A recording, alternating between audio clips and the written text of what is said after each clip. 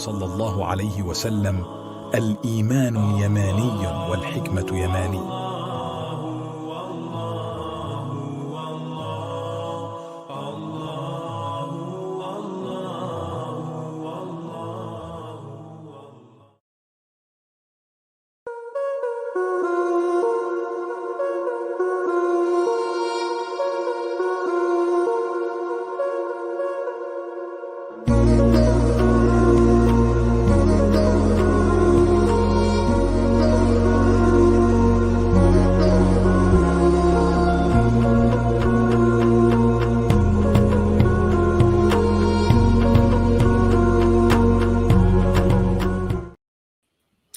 Assalamu alaikum wa rahmatullah wa barakatuh. Again, it actually does feel funny, me hosting Brother Yemeni's show. It does feel strange, to be honest, but this is like, mashallah, part 4. And truly, this will be an epic show, inshallah ta'ala, by the will of Allah subhanahu wa ta'ala. This will be a fantastic discussion between Paperboy and Brother Yemeni. Let me just rewind back a bit regarding some of the arguments that Paperboy brought. And of course, the topic is your prophet is deceived. And this is the argumentation that Paperboy brought to Brother Yemeni. Some of the topics and the argumentations that Paperboy brought, that's a tongue twister, was claim 1, only a true prophet knows the future. Claim 2 also was Waraka, did he know who actually was in the cave to see the Prophet Muhammad sallallahu alaihi wasallam? Was it Jibreel? Also, those led astray go mad, and some other claims. Can Satan oppose himself? And Paperboy brought many argumentations. He brought particular scholars and names from James Bellamy, Gabriel Reynolds, even mentioned Yasir Qadi, and of course Dawaman. May Allah have mercy upon all of them. I don't know if they're alive or dead, but may Allah have mercy upon all of them and guide them to the straight path. I mean, but nevertheless, also finally, which I found very interesting, the terminologies of Yasin or Noon or Taha. Paperboy brought the arguments that these particular letters are unknown. So he came from that aspect that the Quran has certain letters which are unknown to and haven't been explained by the Prophet ﷺ to the companions, of course, down through to us. But yeah, like I said, guys, there's so many people in the chat. We want to remind the audience that we got to keep this respectful. And last show was really good, and I really appreciate everybody's interaction. And towards the end, there will be a Q&A, so stay tuned for that. So I'm going to pass the mic on to Brother Yemeni. Brother Yemeni, you want to make some opening statements? Feel free to do so. Yeah. First and foremost, assalamu alaikum wa rahmatullahi wa barakatuh to everyone who's watching. I'm Paperboy. Hello to you. It's good to have you back, and it's good that we can continue this discussion and hopefully even conclude it this time. You never know. Well, to be honest, Brother Muhammad, you've covered it. You know, I can hear some feedback. I can hear some feedback, so like an echo or like a humming noise. Yeah, there is something. It's gone now. Yeah, it's from Paperboy. Okay, no problem. So yeah, I mean, you've summed it up pretty quick, pretty nicely actually, because you've brought up Paperboy's main talking points from a few of the episodes. And inshallah, if anyone has missed it, you can always go back and look over it. Remember, this is a response to my presentation that I did on Hamza's Den regarding was Rasul Sallallahu Alaihi Wasallam deceived?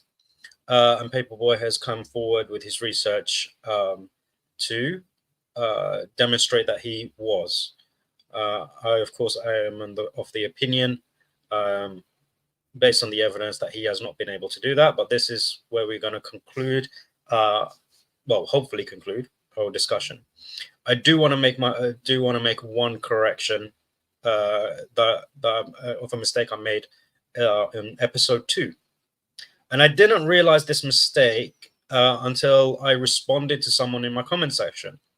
It was brought up a lot that Yemeni made a mistake in saying that Waraqah made a mistake, saying that Jibril alayhi salam only came down to prophets. Now, to explain my thought process is I did the mistake of projecting what I know now back to what people knew in the 7th century before the revelation of the Quran. Now, Waraqah bin Nawfal was going based on his knowledge of the Bible, right, or the Christian tradition.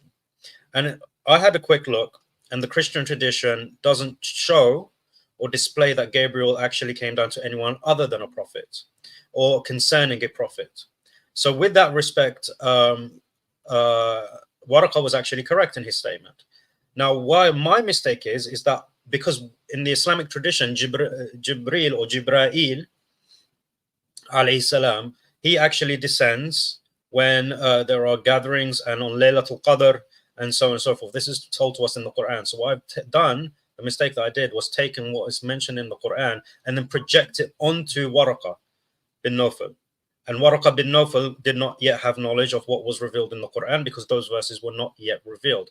So his statement was actually accurate.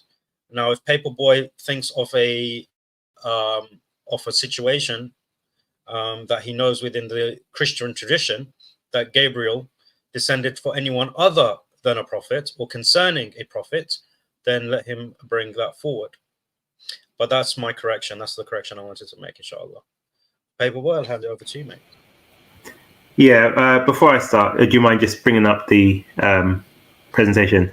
Yeah, I'm a bit confused about your statement, just because his statement that was that Gabriel only appeared to prophets, where you seem to be confirming that he did appear to people other than prophets. So if that is your opinion, we're in agreement, because my statement was that Gabriel appeared to, for example, Mary, and she wasn't a prophet.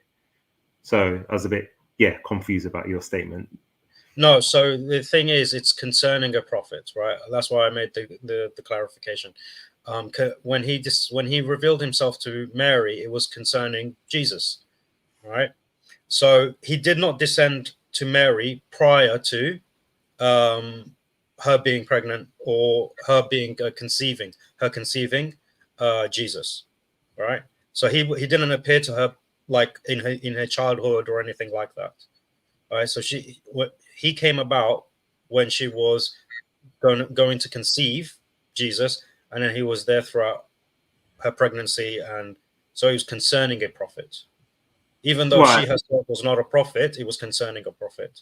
So when Waraqah bin Nawfal is saying that he doesn't come for anyone but a prophet, that is part of that, because he came down for a prophet, but because he wasn't yet born, it was through his mother, right? Well, I think that's. I mean, we can maybe later on revisit his statement, but I think his statement was quite clear. But let me just do my introduction as well. So essentially, just so people who haven't watched any of the previous one, Al-Yemeni did a presentation on Was Muhammad Deceived? So obviously I've done a response. So I just want people to understand what my line of approach is. So essentially, well, if someone is deceived, how would we decipher, or what is the methodology we would use to know whether this person was deceived? So if you say, well, how do we know the statements in the Quran are from Allah? And the response is because Allah revealed it. And then the counter response is, well, how do we know Allah revealed it? And the response is because Muhammad told us so. So if I'm coming with the question, well, how do we know Muhammad wasn't deceived by a jinn? And the response is, well, it says it was revealed by Allah in the Quran. It's a form of circular reasoning. So I'm trying to look at facts versus beliefs. So from the Christian perspective, the prior knowledge before the revelation of the Quran was that Satan himself could masquerade as an angel of light. So we have to take a holistic approach in terms of how do we assess whether the person was deceived. Because if Muhammad was deceived, then the revelation within the Quran would be a result of deception. If Angel Gabriel was the one who revealed the Quran to Muhammad, then everything in the Quran would be of truth. So I'm taking an approach of using an internal critique and an external critique.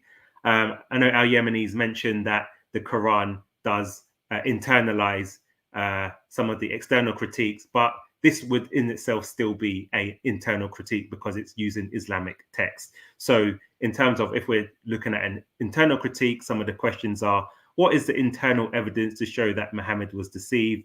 So is there any information that indicates that he might have been deceived? Any sort of revelations that were revealed by Allah that if it seems to be contradicted, that might be a sense of Allah going against himself. So that was a form of deception where Allah promised something and it didn't come to fruition. So maybe that's evidence in itself of a jinn sort of deceiving Muhammad about some of the assurances he would get.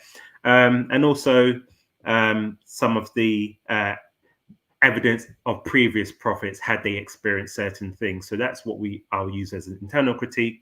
And for an external critique, you can see a summary of what it is here, where you're using an outside belief or systems to utilize a set of principles outside of that Islamic text. So these will be questions such as, what is the external evidence to show Muhammad was deceived? So this is a sort of comparative analysis.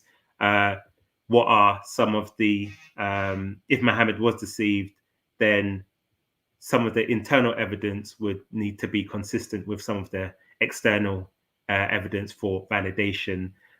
So it's then looking at, in totality, both evidences to come to the conclusion whether Muhammad was deceived. So last slide. So essentially, if you look at this, so because Muhammad had a single revelation,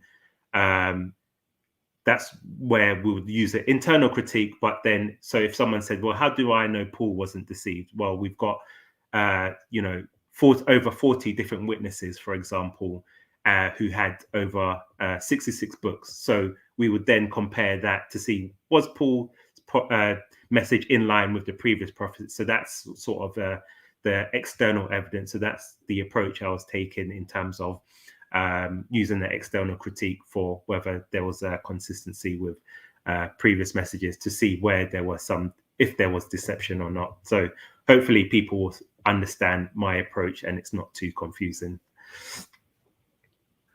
Okay, these were the last two slides, if I'm not mistaken, Paperboy. Which ones? Are these the two last? Have you got any more slides after that one? No, that's no, just, yeah. That's the end. Okay.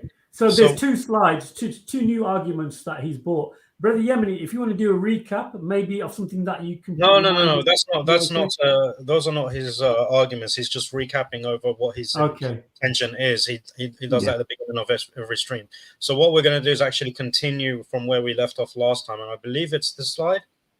Yeah. So we missed this one as well. This was about the Tawheed, about Zoroastrianism. So I did want to just quickly go over that because there was a sort of disagreement in terms of what monotheism was. So I thought this would be a good starting point. No, but we did cover this in episode 1. I think did we go over this one? We did, and we even had that discussion, and it came up in the Q&A about Zoroastrianism. Okay. I thought we did cover this. Okay, that's fine. So let's go to where we actually left off from the last stream. So we did the preservation of You've the done Quran. this one too. You've done this one too. I'm sure you've done this one too. Yasser Qadi was mentioned, and I'm not sure, to be honest. I'm not sure if we actually covered this. I did mention we stopped at the preservation. We did. The producer saw it like this. Yeah. The next one was the preserved Quran. We said we'll start new on this one. Yeah. Okay. No problem. Right. So do you want to explain this slide for me, and then we'll do our little 10 minutes. So this one, in terms of one of the evidences, you said, can Satan make such a guarantee if Muhammad was deceived? So the statement in the Quran, which claims the Quran is well, if the Quran is a product of deception, then this. So yes, essentially your argument was no devil has the power to ensure that the Quran was preserved throughout time. So if that was an evidence in itself, I believe, of the fact that Muhammad wasn't deceived. Yeah, so it's an argument to say he wasn't deceived. He couldn't have been deceived because over here, this is a falsification test as well, right? This is part of the falsification test that I was mentioning with regards to its preservation. Now, the thing is, with regards to this, okay, first and foremost, do you agree that no devil has the power to do something like this? So if, to preserve something to on a godly level, where nothing in that could ever potentially happen could alter the text or the meaning. So I would say I think it's a bit of a loaded question, just for the fact that two reasons. One would be, we have books that are preserved from religious books or just your yellow pages. So that in itself, preservation, that in itself wouldn't guarantee that it's from God, because we'd have to say, why would it, and what type of preservation would it mean? I think it's a bit of a loaded question to say if it was. So we have to understand, what do we mean by perfect preservation? You could say it's an evidence, but I wouldn't necessarily say it's a proof within itself. No, I wouldn't say it's a loaded question, because I'm asking about Satan's capabilities. The thing is, so far in our discussions, you seem to give Satan godly powers. So that's what I'm asking. Yeah, but I feel the pretext is that if it's preserved perfectly, it's from God. But then why would Satan? So if Satan introduced a book and preserved it, why are we saying that it couldn't be from Satan? So the argument would be that Satan couldn't preserve something, but I don't think that. So I don't think in itself that's an evidence. So we would say there are many religious books out there. I've forgotten the name. The Sikh books, for example. If the Sikh books have been preserved since its inception, that wouldn't mean that the Sikh books is from God, because you agree with me that you're missing the point. You're missing the point. I agree with you that there are other works that are preserved. Okay, we look at Greek texts that have been preserved, right? For example, that's not the point. The point isn't about preservation, okay? But because even these books here, even the yellow pages needs updates, right? Edits and all of that. So it's not, when we talk about preservation here, we're talking about the original thing, right? Not the additions and all of that. So that's why you never hear about editions of the Quran, right? You hear about the variants of the readings, right? But you don't hear about editions of Quran. Now, with regards to this, the reason why it's important, it's because it's a falsification test. It is a claim that so this ayah here that I'm presenting, it is mentioning that the Quran is the author, and that he is the one that is going to preserve it. So now we have a very specific claim. Now the claim is that God is the one that is authoring this book, and he is the one that is going to preserve it. So now we are looking for a godly level of preservation, not a human type of preservation. So that's hence the question. Are you now willing to give Satan godly powers and say that he is capable of getting to that level in preservation? Well, so again, for the sake of this, I will go along that I obviously disagree with that statement in itself, because that's why I gave you the example of other religious scriptures where they can make the same claims. I wouldn't then say that those scriptures are from God. But if the Quran says it will, the argument is the perfect preservation isn't evidence, then I'm happy to explore that claim. Obviously, I would disagree with the premise, but I'm happy to, for almost like a thought experiment, to explore that claim as an evidence that it would mean it's from God. Yeah, but this doesn't make sense, because how can the thing is, when you're looking for a falsification test, you're accepting the claim. You're going to have to take the premise that the claim is for you want to test the premise, right? The premise here is that God is the author, right? So if you want to say that it's actually Satan that's the author masquerading as God, you would actually have to explain whether you believe that Satan has godly powers. But then, see, that's where I believe it's maybe not right term, a loaded question, because the pretext assumes that only God, it's a godly power to preserve something without any alterations. So that's why I'm very hesitant to agree with that premise, because I disagree, and that's but this is the thing. Like, if you can give me another book, right? Like, for example, the Quran is on a different level, right? Because the Quran was revealed with its variants, right? Our history is already known that it's a multiform text and a multiform reading, oral tradition. So that was in it from its inception, okay? Now, we can't say the same about Aristotle or any of the Greek texts, or even the Bible. The Bible doesn't claim to be revealed with variant texts, right? Or as we see in the manuscripts. So hence, we can't claim these to be preserved from the original sources, right? From the archetypes. Right. So however, right, so this is what I'm talking about. There's a difference between a human level of preservation. When we talk about preservation on a human level, we say we have what is extant. And that is what we refer to in terms of preservation, right? In one sense. Right. So just to interject, obviously I will have my own personal bias. So to approach this in an objective way, what I would have to do is look at the claim and see whether that claim holds up. So that's why asking me that question is a bit loaded for me, because that's something you cannot necessarily answer objectively. But okay, but you underlined it. Yeah, but the thing is, you underlined it as being a point to address, right? Yet no devil has much power to ensure that this happens throughout time. So that's what I'm bringing up. Yeah, so I'm going to explore the claim, whether I agree with it or not. I will not insert my personal opinion. This will be a case of, okay, if that is an evidence that it's from God, let us explore the claim. Let us understand what the hypothesis is, and see whether that holds up in itself. Okay, well, before I move on and address the quotes that you have here, it's just very interesting to me how throughout our discussion over, you seem to give Satan godly powers, and then when I ask you, does Satan have such an ability, you're hesitant to say no. You could say no, but you don't accept the argument.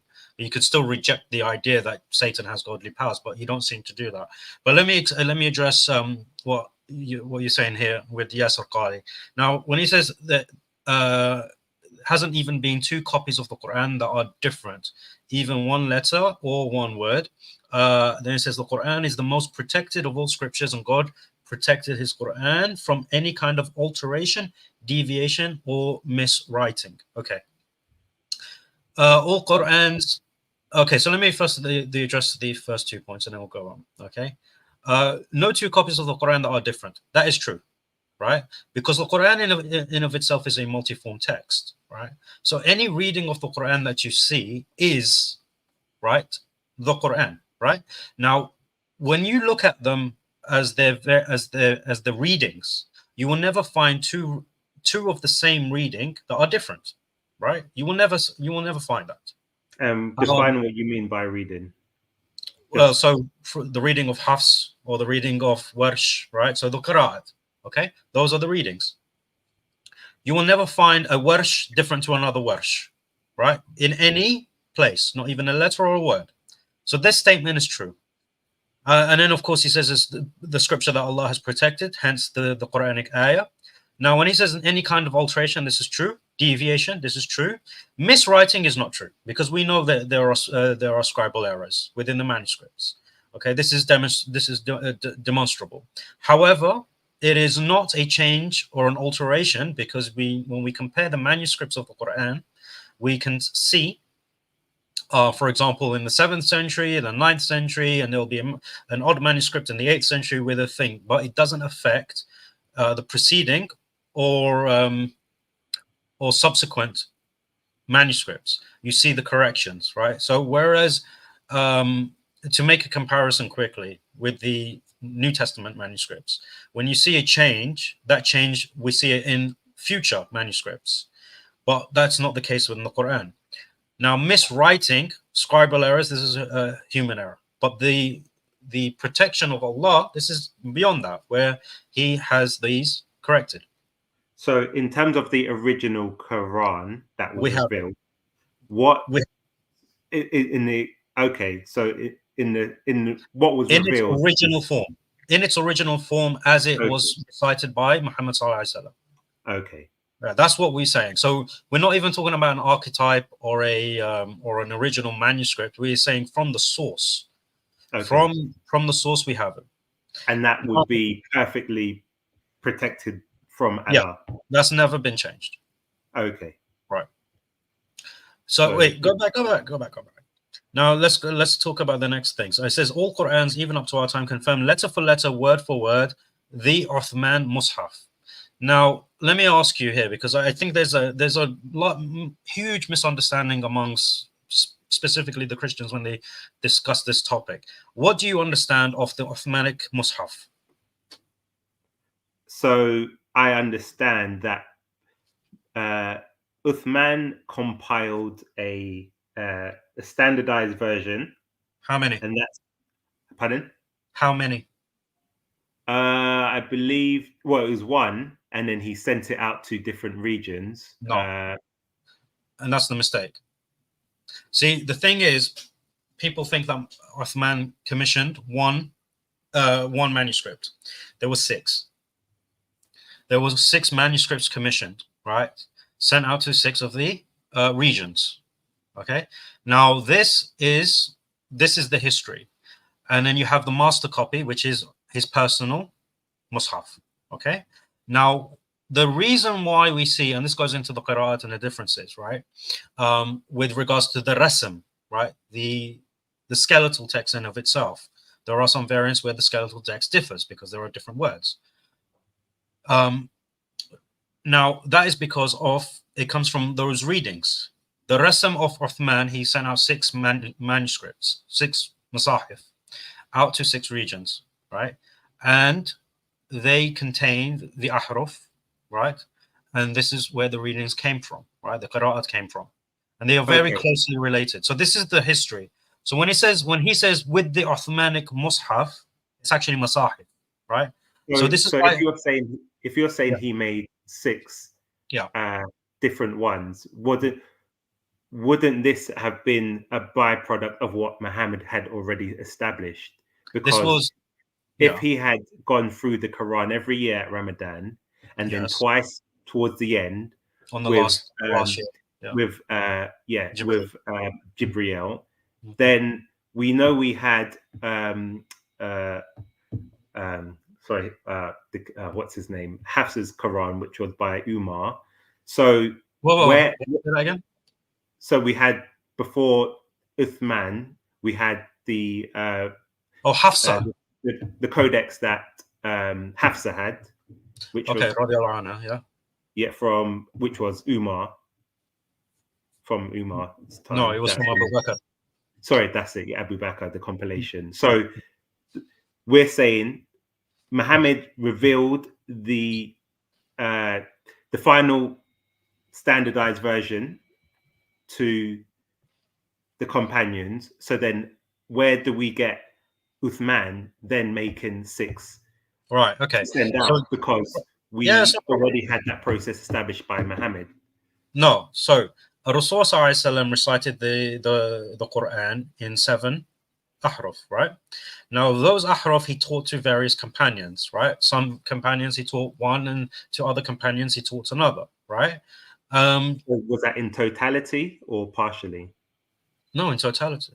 All right. So all the 7 ahruf have been revealed, right, and conveyed to the Sahaba. Now, what happened is, remember, you have to also remember the timeline. Abu Bakr, during the reign of Abu Bakr. So do we know the names of the Sahaba that he taught the complete version to? What do you mean, like all the ahruf at the same time? Well, yeah, you said that. That's not required.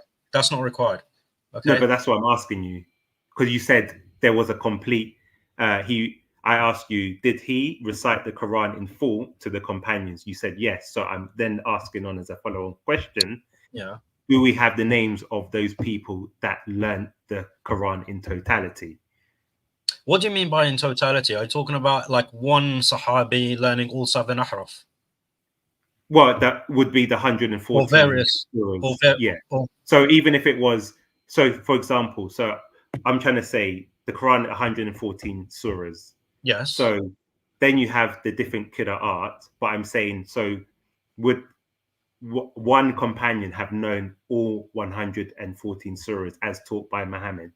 Oh, of course. Or would they have known partially? No. So look, it depends on the Sahabi, right? And it depends when he accepted Islam and so on and so forth.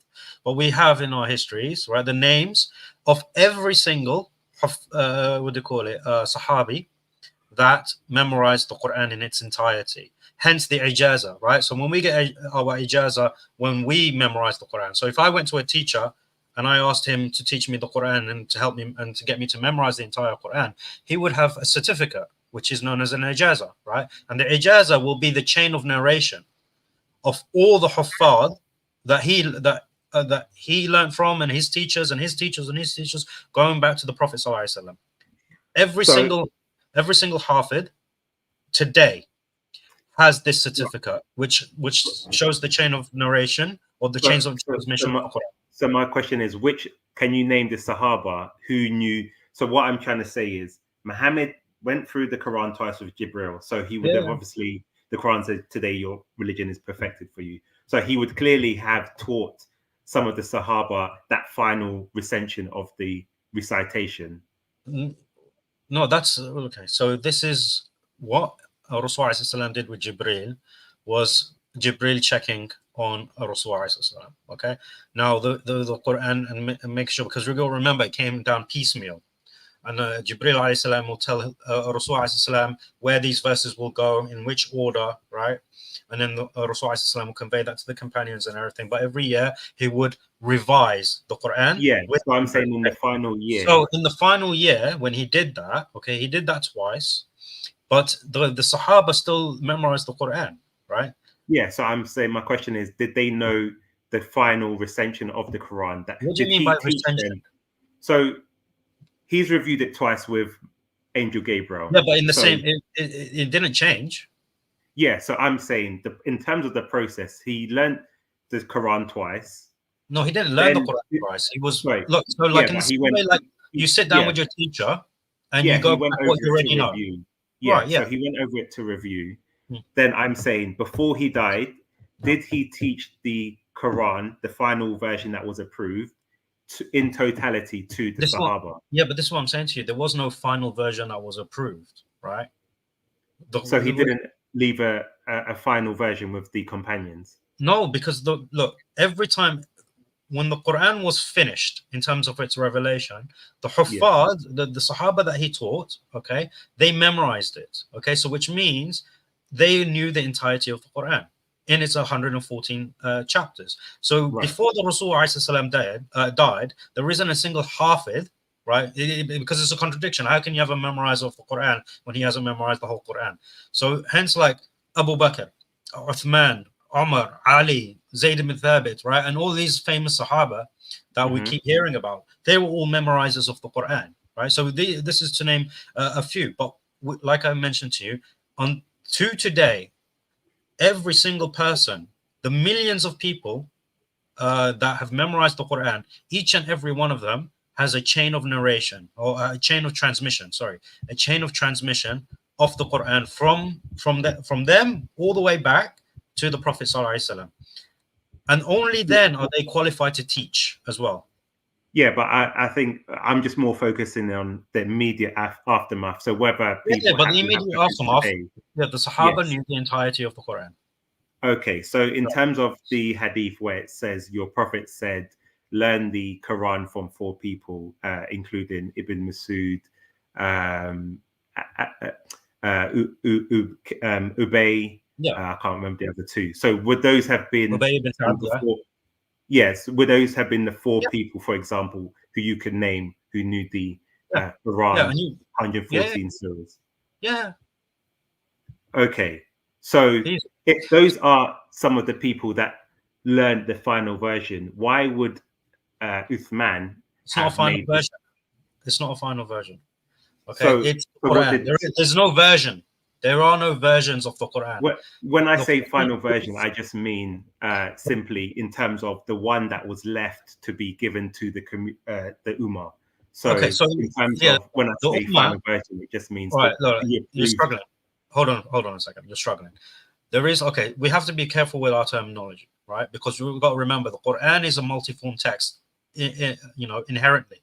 It's inherently a multiform text. Now, Ubay ibn Ka'b and Ibn Mas'ud, they were teaching the people in different readings as well, right? Which is why you see a tradition, right? From Ibn Mas'ud to Abu Amr, for example, right? Which is one of the Qurra, okay? And then, subhanallah, completely went out of my head. But you have these, they were reading different readings, okay? So the 7 ahruf were in circulation already. Okay. Now, when Abu Bakr radiallahu anhu, you have to remember the context of the time. When Abu Bakr radiallahu anhu compiled the Quran between two boards, right, making it a book. That was done in the Qurayshi dialect. Okay. Or in the harf, the first harf, right, essentially, that was revealed to them. So that was his intention. Okay. Now the intention of Uthman radiallahu anhu was to ensure that the 7 ahruf were preserved in the text, as well as because now during his reign, so were those 7 ahruf in Hafs's codex? So that would have been the harf that was originally revealed, right? Because after that, it was during I think Ba'if, where Mikael and Jibrail came down, and he learned the other 6. Okay, so Abu Bakr's intention was to compile a harf of the Quran. Okay, and that was based on the Battle of Yamama, where people were being 70 were killed. Okay, right. And so they were in fear that the Quran or parts of it would be lost with the reciters who died. So therefore, it was copied into a hard copy. Right. So then, how do we then go from that to Uthman? No problem. Then engaging in a process to then send out 6 to the different regions. Let me explain. You have to remember that the fear, this was simply a fear that the Quran could be lost, right? Because if they engaged in more battles and more Huffaz died. The reality is that didn't happen, right?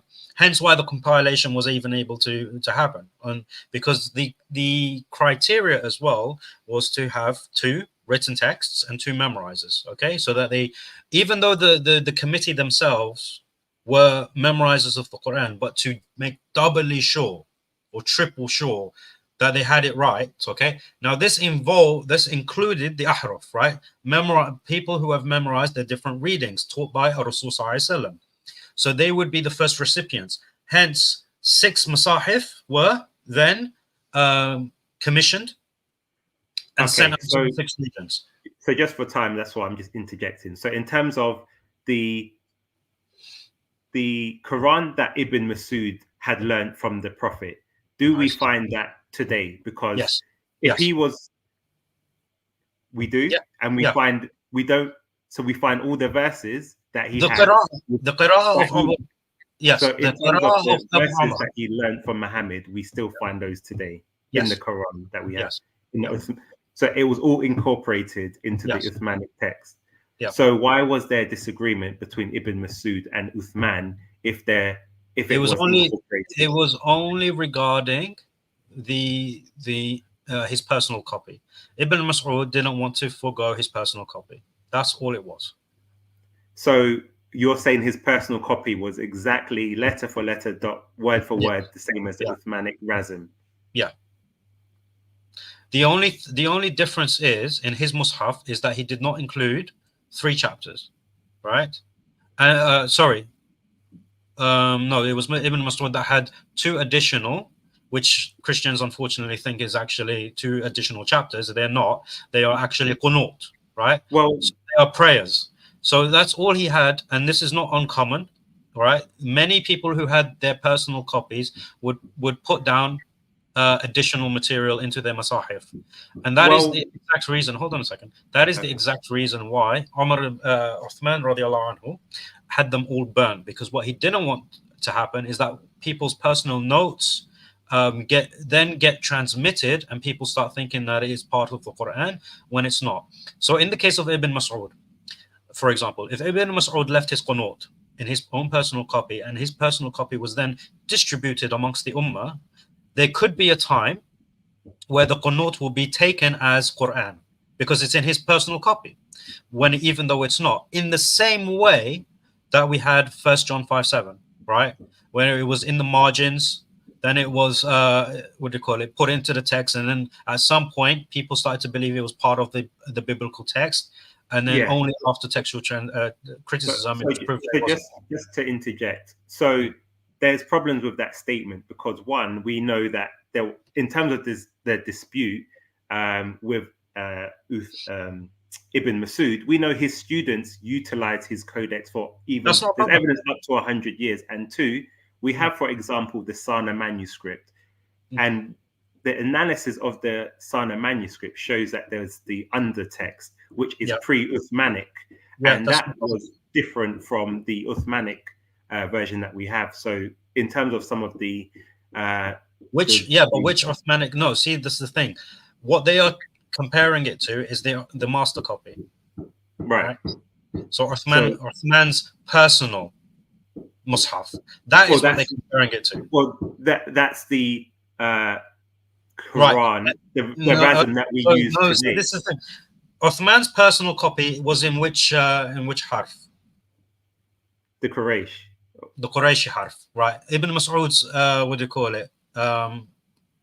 reading is different to that. Right. So I'm saying hence the differences.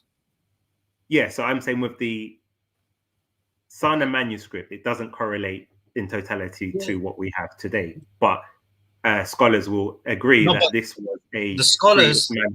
Yeah, that's fine. But the scholars also acknowledge, when they studied the palimpsest, is that none of the variants are actually unknown to the Muslims. We know those variants because we find them in other readings, right?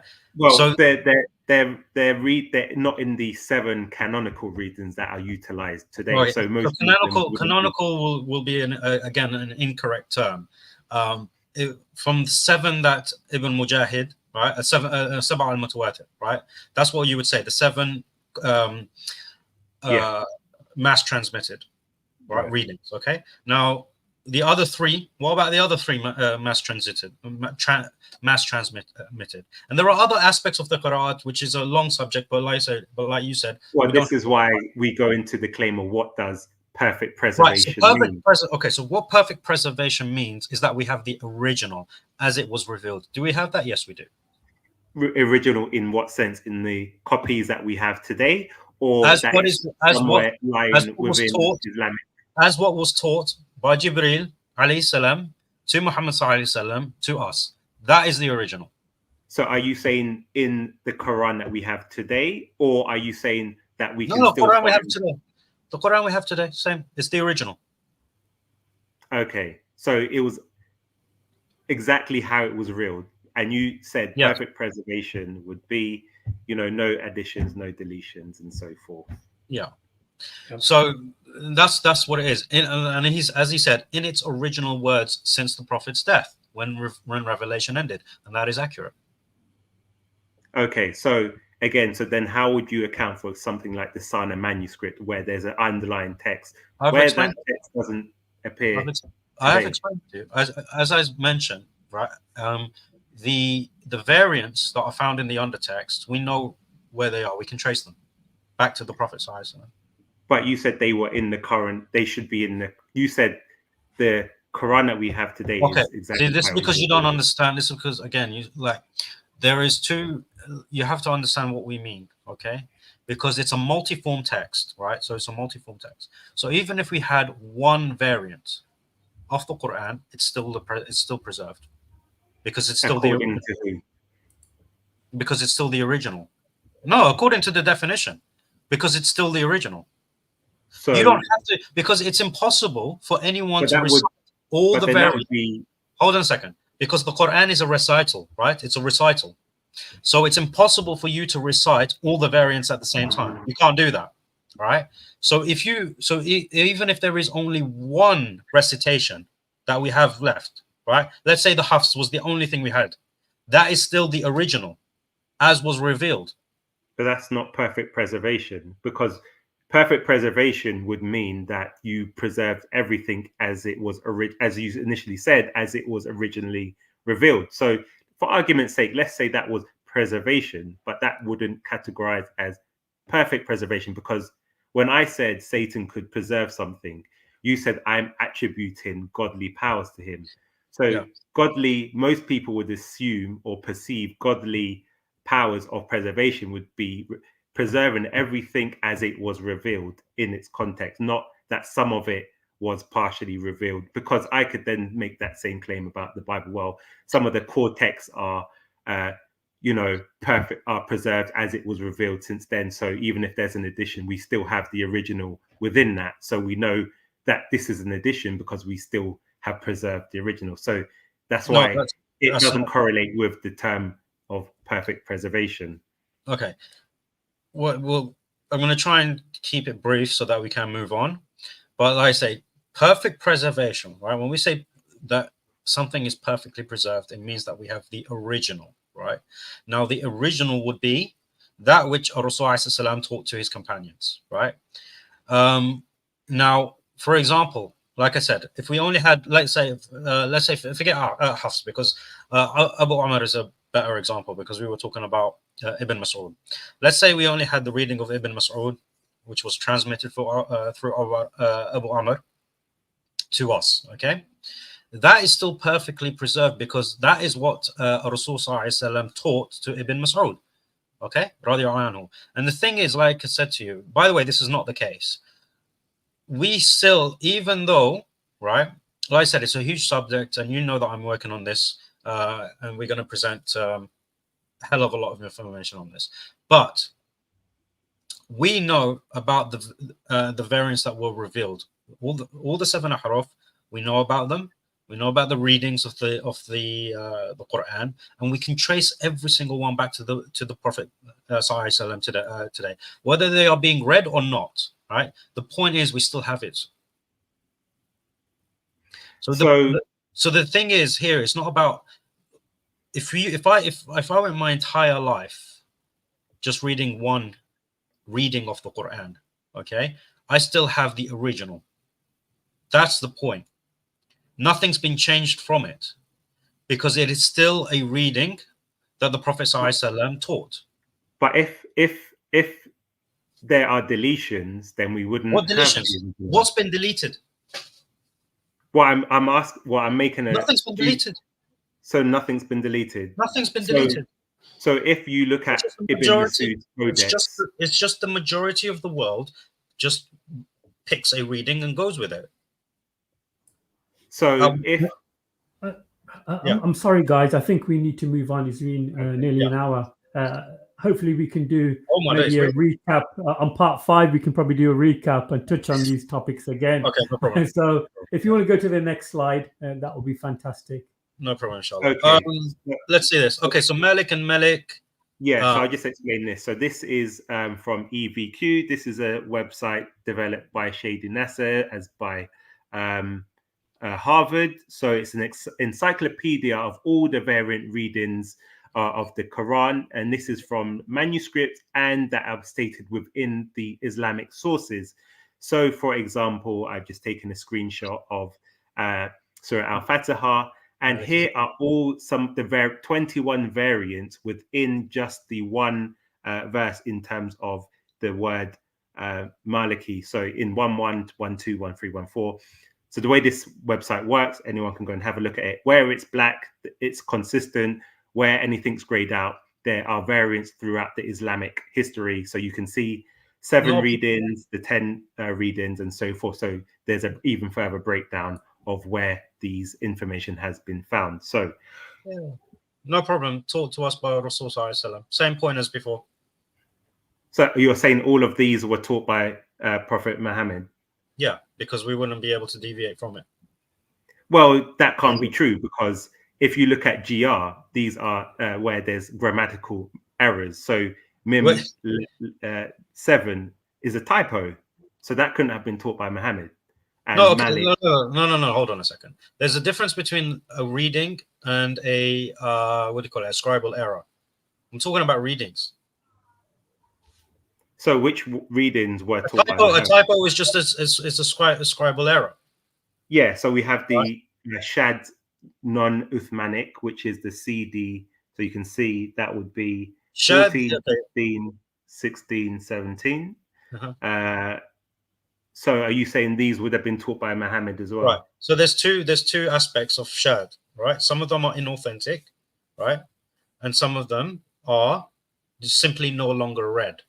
Okay?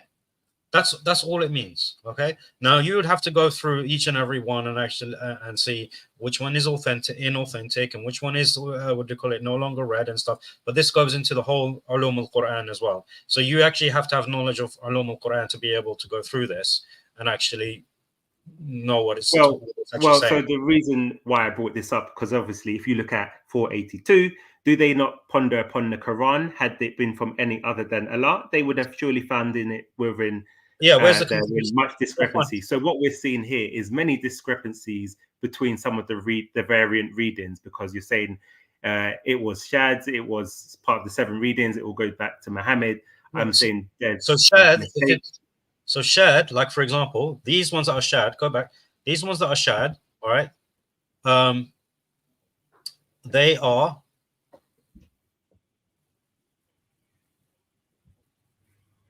Let me have a look at these. So what I'm just trying to, so this for the audience. So we have the premise, and that's why I said objectively, if we're looking at perfect preservation, then look, where it says, look, so where, for example, right, where it says gives ownership, right, this is not part of the this is an inauthentic reading, whereas the other ones, Meliki, where it says king, that is, those are no longer read, basically. But we know, but the thing is, but just to show you how deep the preservation is, even though they are no longer read, we still know what they are.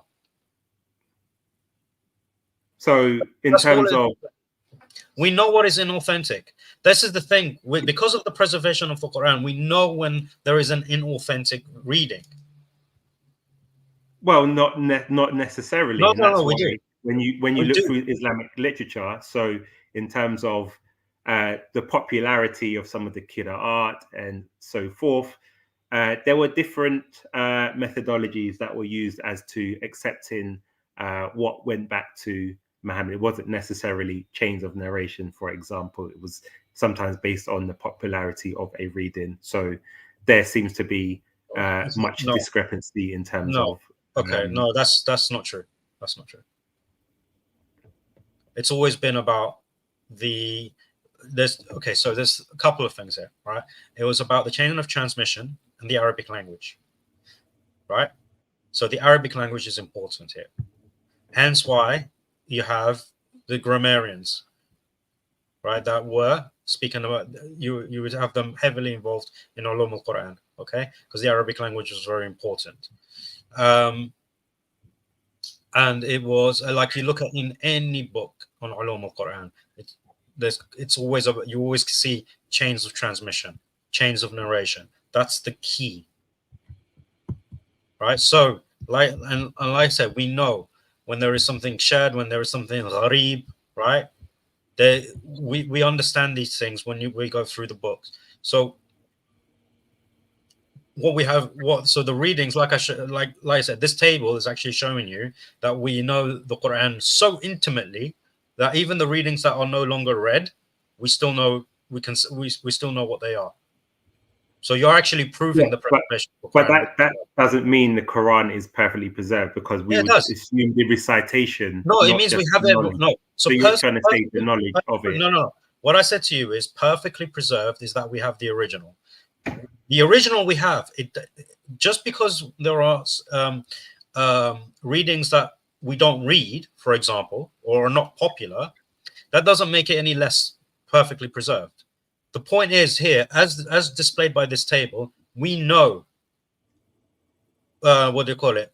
Even, you know, we know that the we know so that. What do you mean when you say by the original? Just to be clear, what was recited by Rasul Sallallahu Alaihi Wasallam with no deletions. Yeah, no deletions, no alterations, none of that.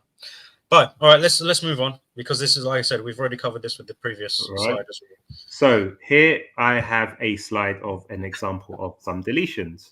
So if we have I tell you guys, we do want to learn. We need to learn from the first claim that you bought. That what we're doing. There's 3 examples. I think we should have 10 minutes max on each example. So it's half an hour. Otherwise, it will just go on. You know, if that makes any sense. I don't think we don't need it. What do you call it? But I'll just monitor it just in case. Yeah, but because all of these 3 are hadith. Are they during the lifetime of Rasulullah or after his passing? What do you mean? These narrations, right? Are they talking about during the lifetime of the Prophet, peace be upon him, or after his passing? This would be, I presume, during his lifetime. Right. So there is a concept in the revelation of the Quran called abrogation, right? Okay. Right. What does Allah say regarding abrogation? So Allah says, if we don't cause something to be lost or forgotten, unless we bring something similar or something better. Yeah. Okay. So that's what he says in the Quran, and there are 3 forms of abrogation. What are they? So in terms of abrogation, there are 3 forms. Abrogation. There's the legal rulings. I can't remember the. Okay. Off the top of my head. You can have. So there's naskh. Naskh is abrogation. Right. So there are 3 forms. Legal status. Okay, you got to be more specific. Yeah, go on. I'll let you explain. Right. So you can have the ruling and the verse removed, right? Right, abrogated, right, done away with. Now you can have, you can have both. Then you can have the verse remaining but the ruling abrogated, or you can have the verse abrogated. The rule. I mixed it up. So the first one is both being abrogated. The second one is the verse remains, the rule or the law is abrogated. And the third one is that the law remains and the verse is abrogated. Those are the 3 types. So let me just skip forward just quickly So this is just because of these examples that you have, I'm trying to make up the time that we spent on the last couple of slides. So to briefly say to you, right, if you want to show there was deletion of the Quran, you would have to provide a hadith or any Islamic literature that shows that the Quran was lost after, right, the Prophet's passing. So that what the companions were reading at the Prophet's passing, some of that got lost. That's what you have to prove. None of these 3 examples actually shows that. Well, I can do that, but this clearly shows you this is what they were. Huh? Then do that, because deletion of the Quran. That's why I said let's skip this. We can go back to the side. I'll just, for the sake of argumentation. So we have here from Sahih Muslim. So it says Sahih Muslim 1452a. Aisha reported that Aisha reported that it had been revealed in the Holy Quran that 10 clear sucklings make a marriage unlawful. Then it was abrogated. So, as you asked me, the rules of abrogation by 5 sucklings. That was something similar. And Allah's apostle died, and it was before that time found in the Holy Quran recited by the Muslims. So now we have something that was recited by the Muslims at the time of Muhammad. Aisha is now saying, confirming it was recited by at the time of Muhammad. So can we now see where this verse of 5 sucklings exists? And if you say it was abrogated, can we see a hadith or some sort of confirmation from one of the Sahaba that says, yes, it was abolished or abrogated or what? Because currently this fits the criteria that you gave me, that you asked. Yeah, no problem. That's fine. It's not a problem. So when she says, first and foremost, a Sahaba or a Sahabi, what do you call it? There isn't a closer Sahabi to the Prophet ﷺ than his wife, right? She's his closest companion, right? So she's actually telling you it was abrogated. Now, when she said that, what do you call it? After he died, it was found in the Holy Quran with the Muslims. You have to remember something. It was every ayah was scribed, right? And the news didn't reach every single Muslim, right? So this is what I'm saying to you. Yeah, but where's the evidence that it was abrogated? Okay, so you're saying you're making a claim, but I'm asking for the evidence. Yeah, no, it fits one of the 3 criteria. In terms of the suckling, you won't find the verse because the verse was abrogated, but the ruling remained. This is one of the forms of abrogation. Well, the ruling doesn't remain because the 5 sucklings is not applicable to Muslims anymore. No, it was 10. Then it was brought down to 5. The 5 still. And I'm saying 5 is not applicable, so it can't be. What do you mean it's not applicable? So are you saying? Pardon? Are you saying 5 sucklings is still part of like Sharia law, or to make a marriage unlawful? Yeah, but there's a specific ruling for it. It's not for adults. It's so you're saying regarding what do you call it? The young.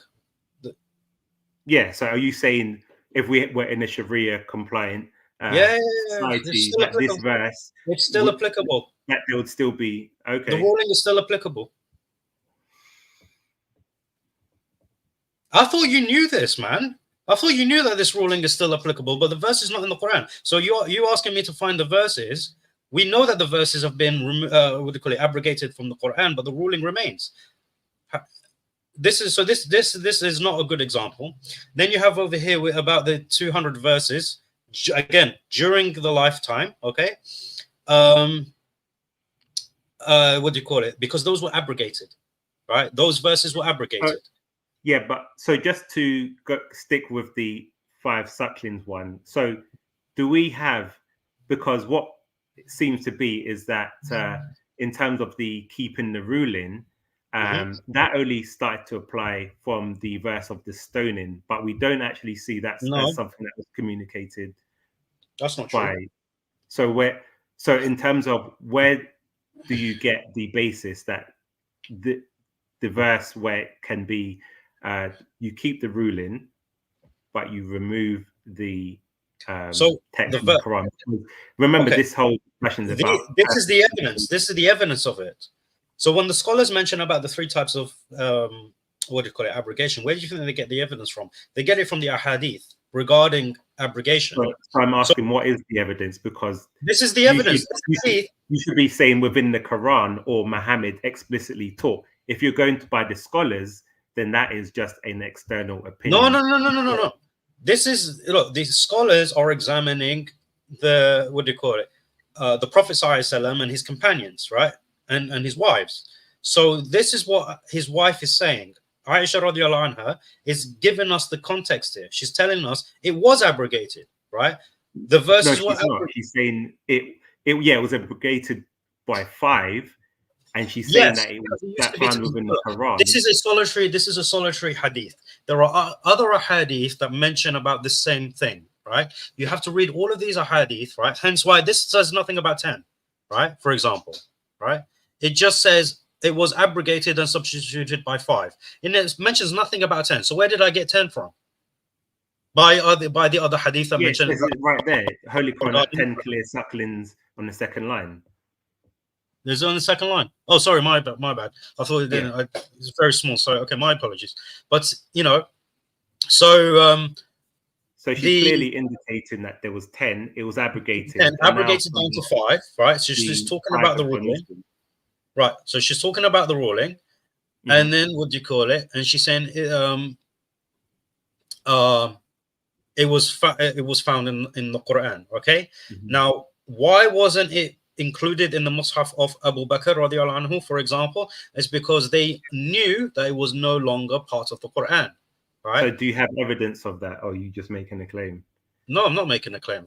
So what is the evidence? Because the Abu Bakr was a hafid of the Quran. Okay, so was Uthman, so was Ibn Mas'ud, so was what do you call it? Yeah. Is there none of them. Hold on a second. None of them included it.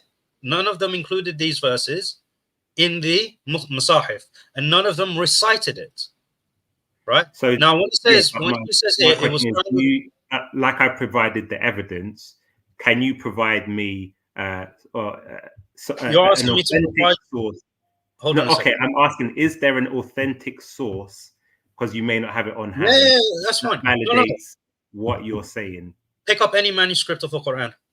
No, I'm saying in terms of a hadith that explains what you're saying. Not saying, well, because they didn't recite it, therefore that's almost like equivocating. I'm asking for clear-cut evidence from a hadith where Aisha expands, or one of the other Sahaba expand and say, actually, we stop. That's not how evidence works. If you want unequivocal statements for everything, I mean, you're going to put yourself in a very bad place if I decide to use that criteria on you, right? So don't apply double standards with regards to. I'm asking where you're just saying, well, this is what it must mean. No. So evidence is not always, what do you call it,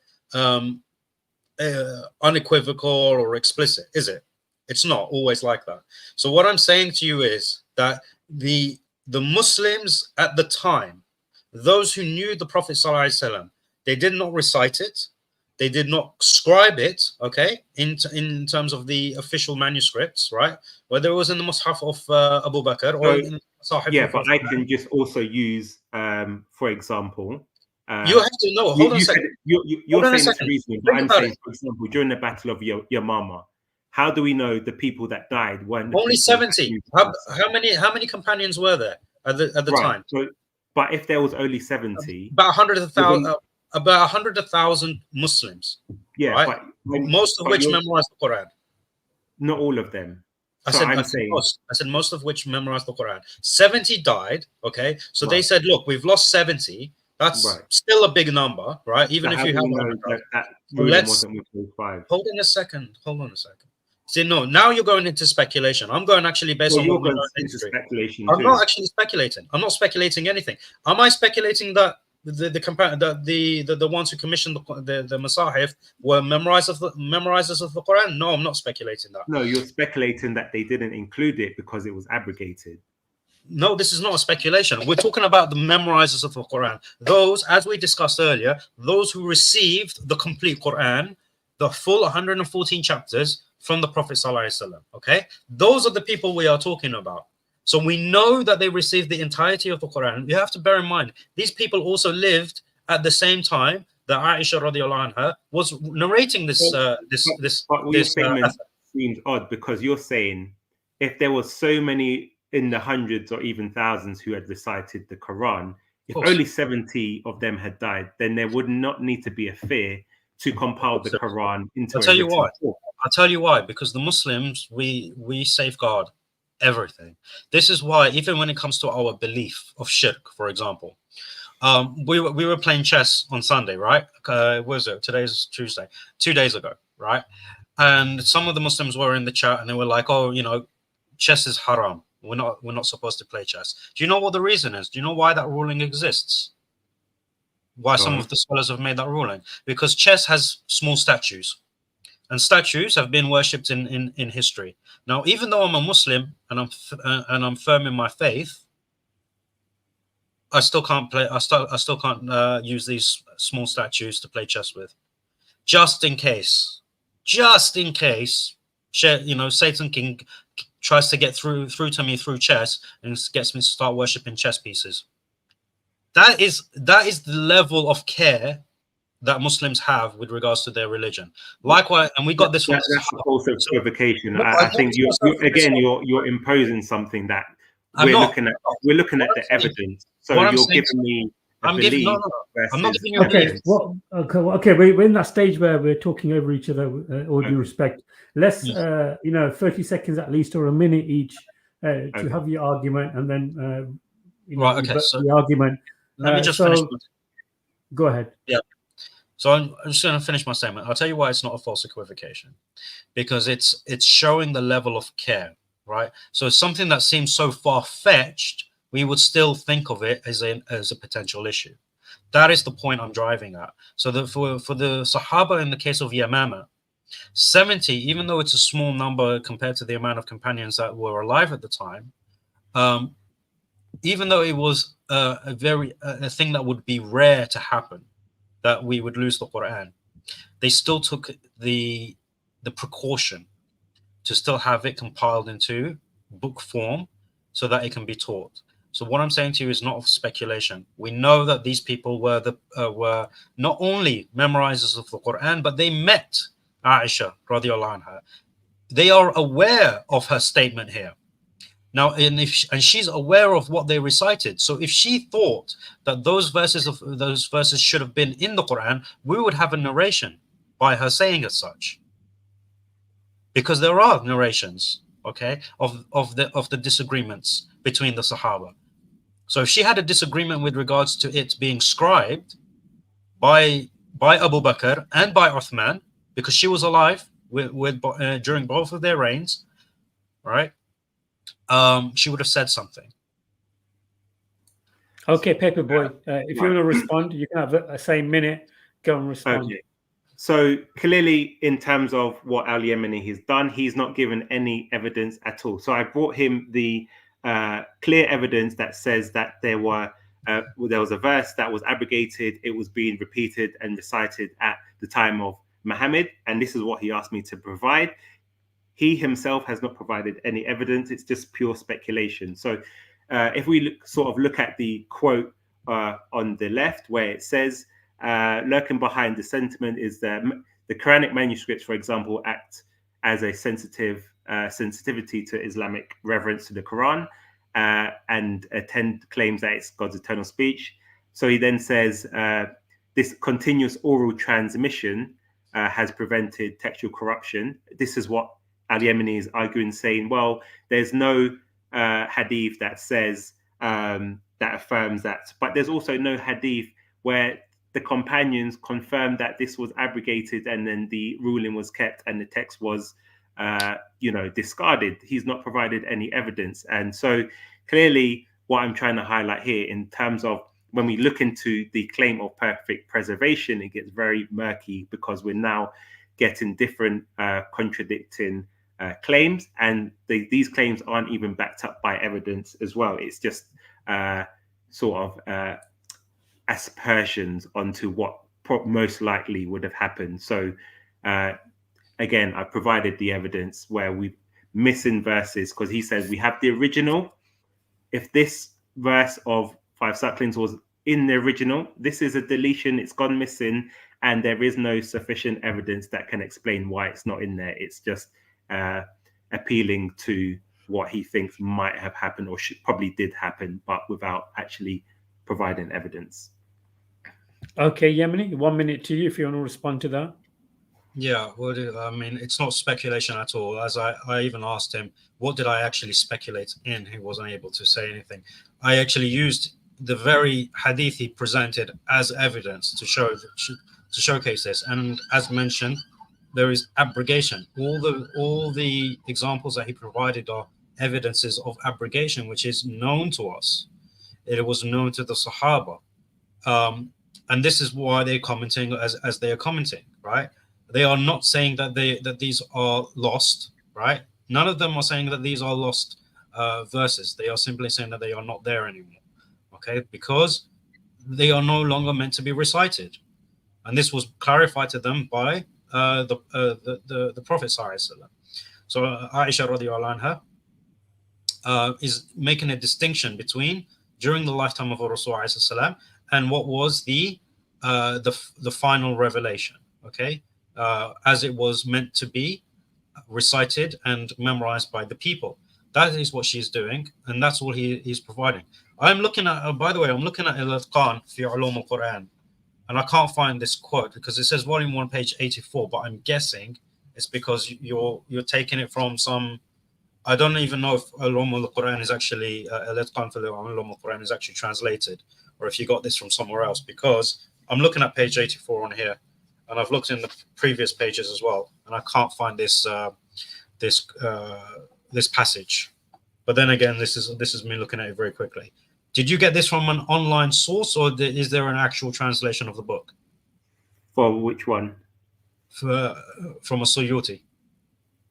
Is there an actual translation? Did you get this from an actual translation of the book, or is this extracted from an online source?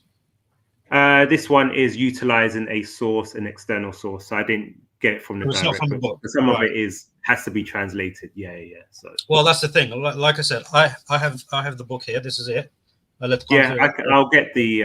I can. So if you can get the actual source, then we can have a look at it, because we have to make sure that we're not just taking excerpts from any online source, especially when it's when it's from a book that we don't that's fine. I'll be able to find it because I've got I actually do have the English translation, but I'll find the source if we do get to do another one, or no problem, because I always know that my claims will be checked, so of course I have to. I always try to verify anything that I utilize. So this one, so we just gone backwards. So this one is where I highlighted the quotes from Yasir Qadhi behind the scenes. So here I'll read it out to you. So he basically, the first one, he says, how can we understand the Quran as being Kalam Allah when there are clearly some human aspects to it? Haitham Sidki, who is one at a time. Okay. So in the two boxes that I've highlighted, so he says the preservation of the Quran cannot then be letter for letter, takshil for takshil narrative that later scholars verbalize and the Muslim Ummah is taught, not just at the Sunday school level, mind you. Rather, the preservation must therefore be interpreted in another manner. And then he says, fact, as per previous paragraphs in this second interpretation, the recitation of the Quran clearly has some human elements in it, far from the faux pas to the Ibjaha. I can't pronounce that. And then he says there are some human aspects to it. Well, like I said, first and foremost, Yasir Qadhi is not an authority on the Quran, okay? On Ulum al-Quran. That's the first thing. So I couldn't give a damn what he says, right? And no Muslim that takes this subject seriously will also give a damn about what he says regarding the subject. And like I said, I have the books where the evidence show contrary to what he's actually saying. So tashkil for tashkil, yes, that is exactly the same. Like I said, pick up any two masahif, right, or manuscripts that have tashkil, and you'll see they're the same in terms of their readings. Well, and I think an important thing is because the claim which I showed initially was that most Muslims believe there is one single reading of the Quran, which every single Quran. But so just to clarify, so in terms of there's two aspects. One, that we do know that there are different variant readings and differences within some of the different readings. Yes. And also, I don't want to go back, Paperboy. I don't want to go back because we've gone through those slides, and I do apologize if I sound a bit rude, but just like I don't want to go back. Let's go forward. And like I said, Brother Yemeni has just said Yasir Qadhi is not a source that we can really take from. So let's move to some forward now, please. Okay. So in terms of Haitham Sidki, who does research on some of the stemma and the sort of development of the the patterns within the Quran. So he says himself, and anyone can go and check this from their tweets and stuff. So I've used it to summarize their arguments. So he said, how do we know the variance between the Uthmanic codices are scribal errors? I get this question a lot. Here's a thread on why we know this to be the case. The simplest explanation is if it looks like a duck, walks like a duck, and quacks like a duck, it probably is a duck. There's some other academics who have quoted on their quote. So in terms of why he came up to this conclusion, and I will give some examples, is that, for example, he explores the what people say are the different readings, where they say is regional readings, and he's looked at the stemmers and he's looked at how does that correlate with the readings. So in simple terms, if I had a book of Harry Potter and in the English variant it says underwear, or it says trousers, for example. Stop. It's a false analogy. It's a false analogy. Look, the second aspect, right, is regarding scribal errors. I've already told you, yes, there's evidence of scribal errors. That's not a problem. Okay, so in terms of what they're saying in terms of scribal errors is that it's been incorporated to some of the readings. Well, that's where... That's not true. That's what his point is. Yeah, so that's not true, because it's very clear. How do we know the variance between the Uthmanic codices are scribal errors? That's the question, and he follows with the answer.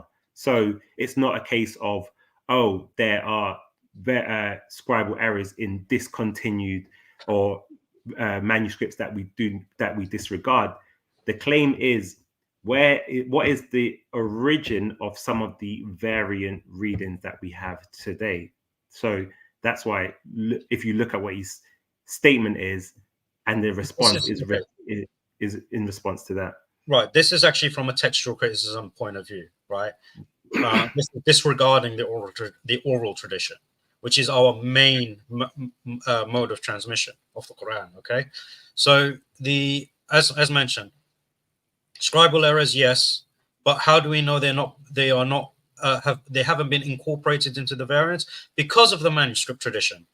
The manuscript tradition, right, shows that we can easily tell that there's a scribal error, because when we examine several manuscripts of the same century, we see a consistency amongst the manuscripts, and then we see a mistake here and a mistake there, right?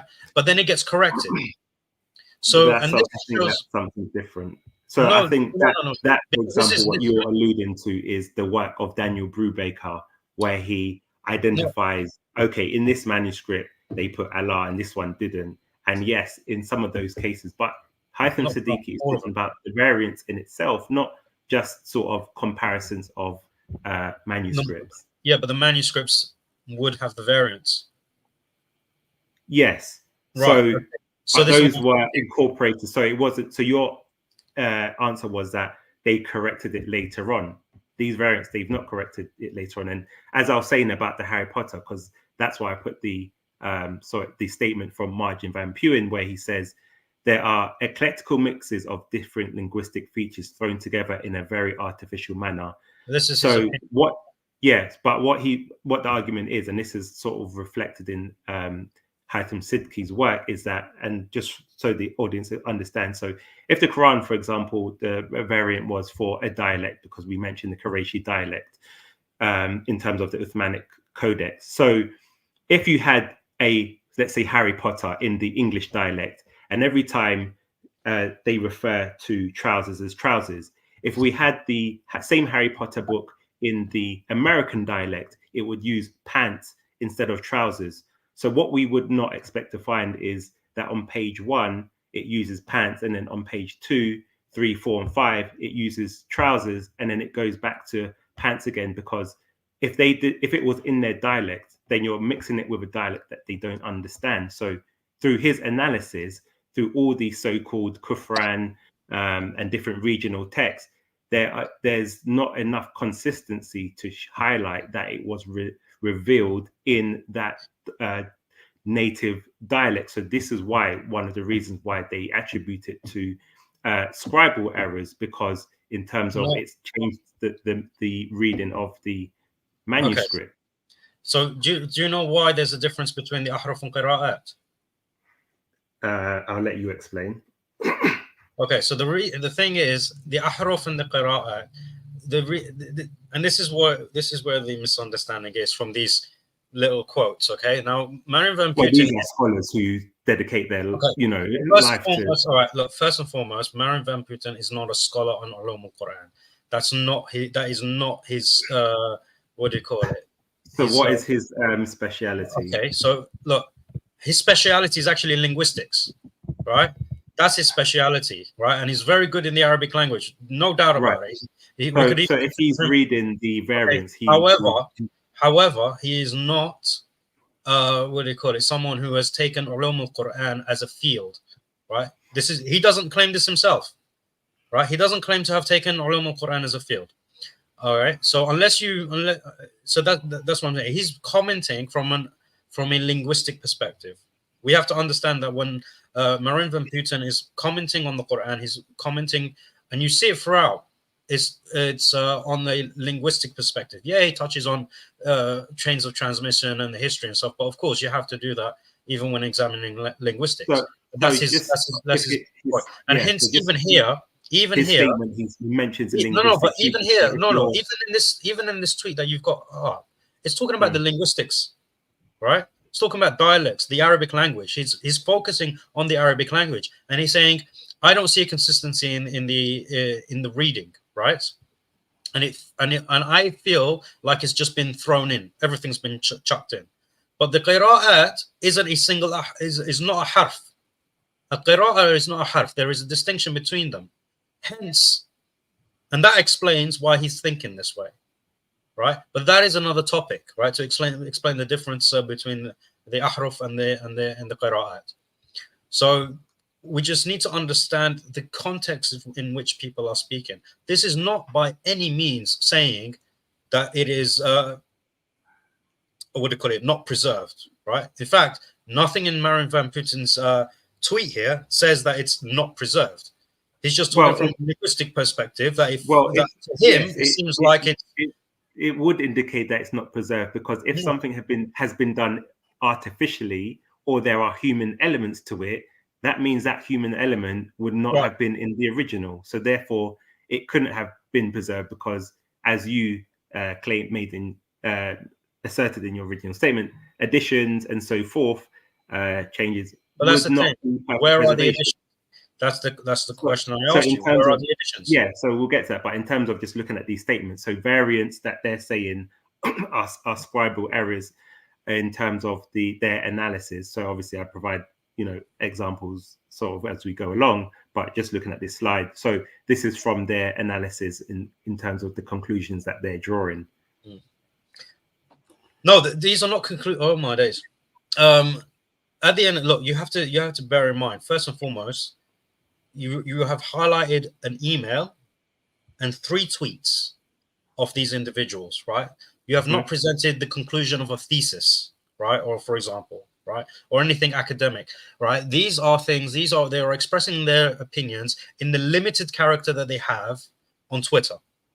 That is not a good place to start with in terms of presenting something from academia. That's the first thing. Secondly, you have to have knowledge on the subject to be able to contextualize these tweets, right? Hence why I mentioned to you, this is referring to, there's a difference between the ahruf and the qira'at. I know where he's coming from, right? But so what is that difference between the ahruf and the qira'at? Because according to Al-Suyuti, there are basically any scholar you ask will have a different opinion from someone else. No, that's also not true.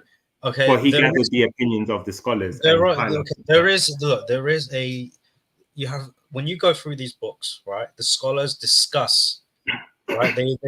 They highlight discussions that have been made in the past, right? But if you actually look at what the scholars themselves say on the matter, you'll see that there is a general consensus regarding this. Okay. So do we have a statement in the Quran that tells you what the difference is? No, because that's not the purpose of the Quran. Do we have a statement from Prophet Muhammad telling us what the difference is between the two? No. Okay, so the opinions that we're going to is speculation. No. So if neither of the two sources distinguish what the two were, then anyone else telling us what it is down to speculation. No, it's down to the evidence of the makeup of the Quran. Okay. So So first and foremost, the Rasul ﷺ was an illiterate. Okay, so he wouldn't and it's got to do with the Arabic language, right? Yeah, but illiterate doesn't mean no. Yeah, of course. All right. So this is the thing. All right. Secondly, the Quran of itself is not there to explain its makeup. Right. It gives you the challenge. Right. We have the history. Right. The Quran doesn't tell us the history either. We get this from the Sunnah. Okay. So the very concept of the 7 ahruf is from the Sunnah in of itself. We don't get it from the Quran, right? Because it's a historical thing, right? It's not meant to be part of the Quran. What is part of the Quran is the recitation in of itself. It's the 7 ahruf in of itself, not the explanation of the 7 ahruf. However, okay, like I said, this is a subject to go. If I had to sit here and explain to you the discussions, the myth regarding the 39 different explanations of the 7 ahruf and what the consensus is and stuff, like this is something I'm doing behind the scenes, and you already know about this. Right now, this is not the topic, right? But yeah, what I'm saying, what I'm saying to you, it's hard to be, it's hard to give this in a brief way when it's such a deep topic, right? And especially to try and contextualize this explanation in the context of a few tweets. So this is what I'm saying to you. No, hold on a second. So all I can say to you now, for the sake of time, and for the sake of the fact that neither you or the majority of the audience actually is aware of Ulum al-Quran with regards to the Qira'at, it's just going to take too long. Yeah. So clearly, again, so that's why so I asked. Yeah. So Paperboy, if you want to wrap it up, I think we can move on. Yeah. So all I'm going to say to you is that Yasser Qadi, don't care about him, right? Scribal errors, we acknowledge that, but the readings themselves, we have to understand in the context in which these people are speaking about. Like I said, Mariam Van Putten is talking from a linguistic perspective, and you have to also bear in mind that he's not religious in of himself. So he's not he's not looking at the Quran through a religious lens. He's looking at it through a historical lens.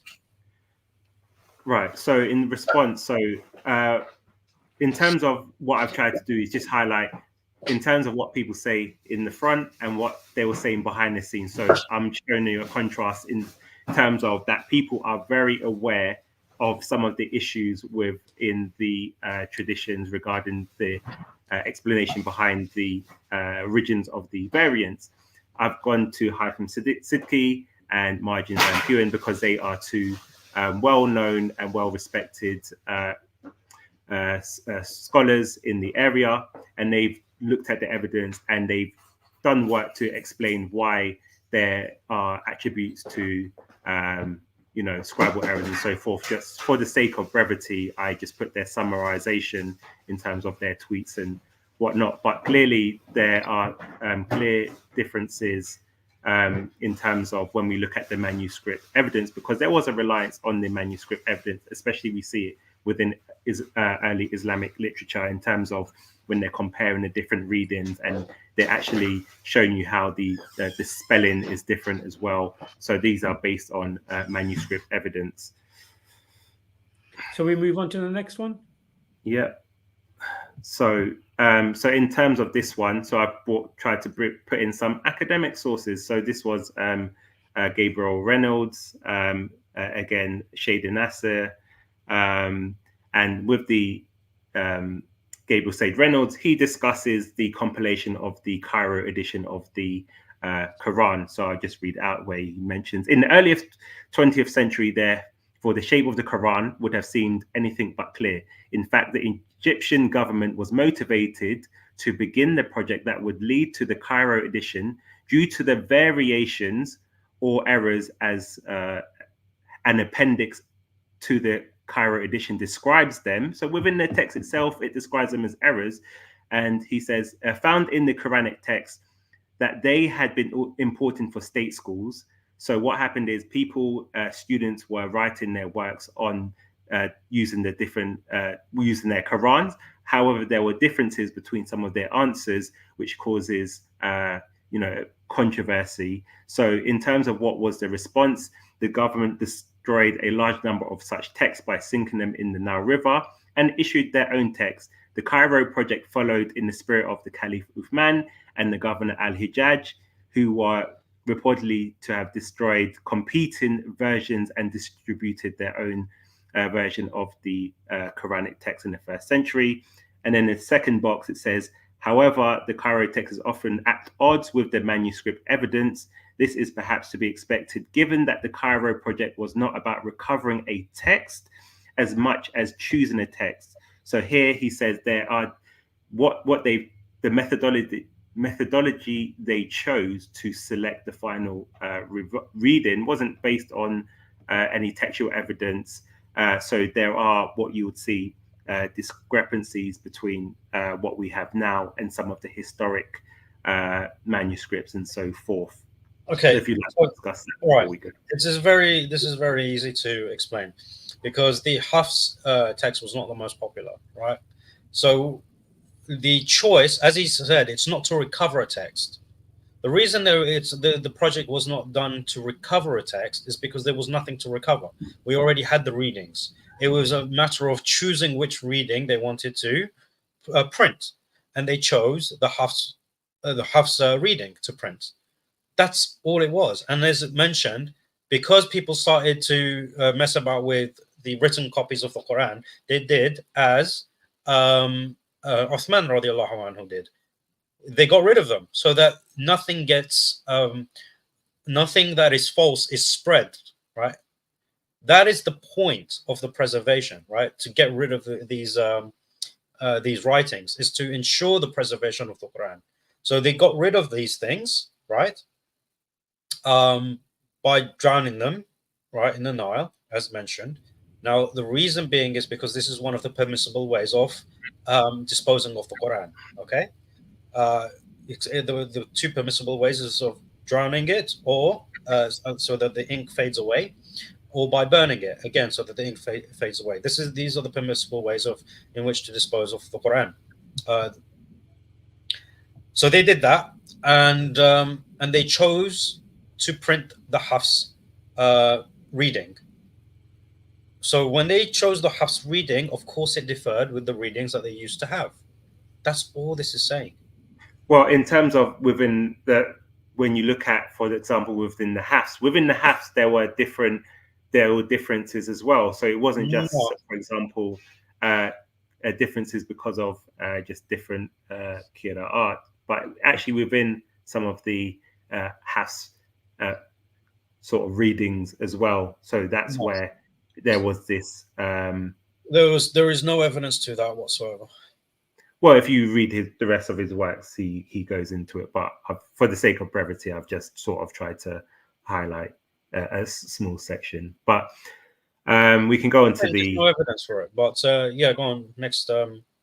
Yeah. So there is evidence, but we'll get to that. But so in terms of the from Shadi Nasser, so his book, The Second Canonization of the Quran.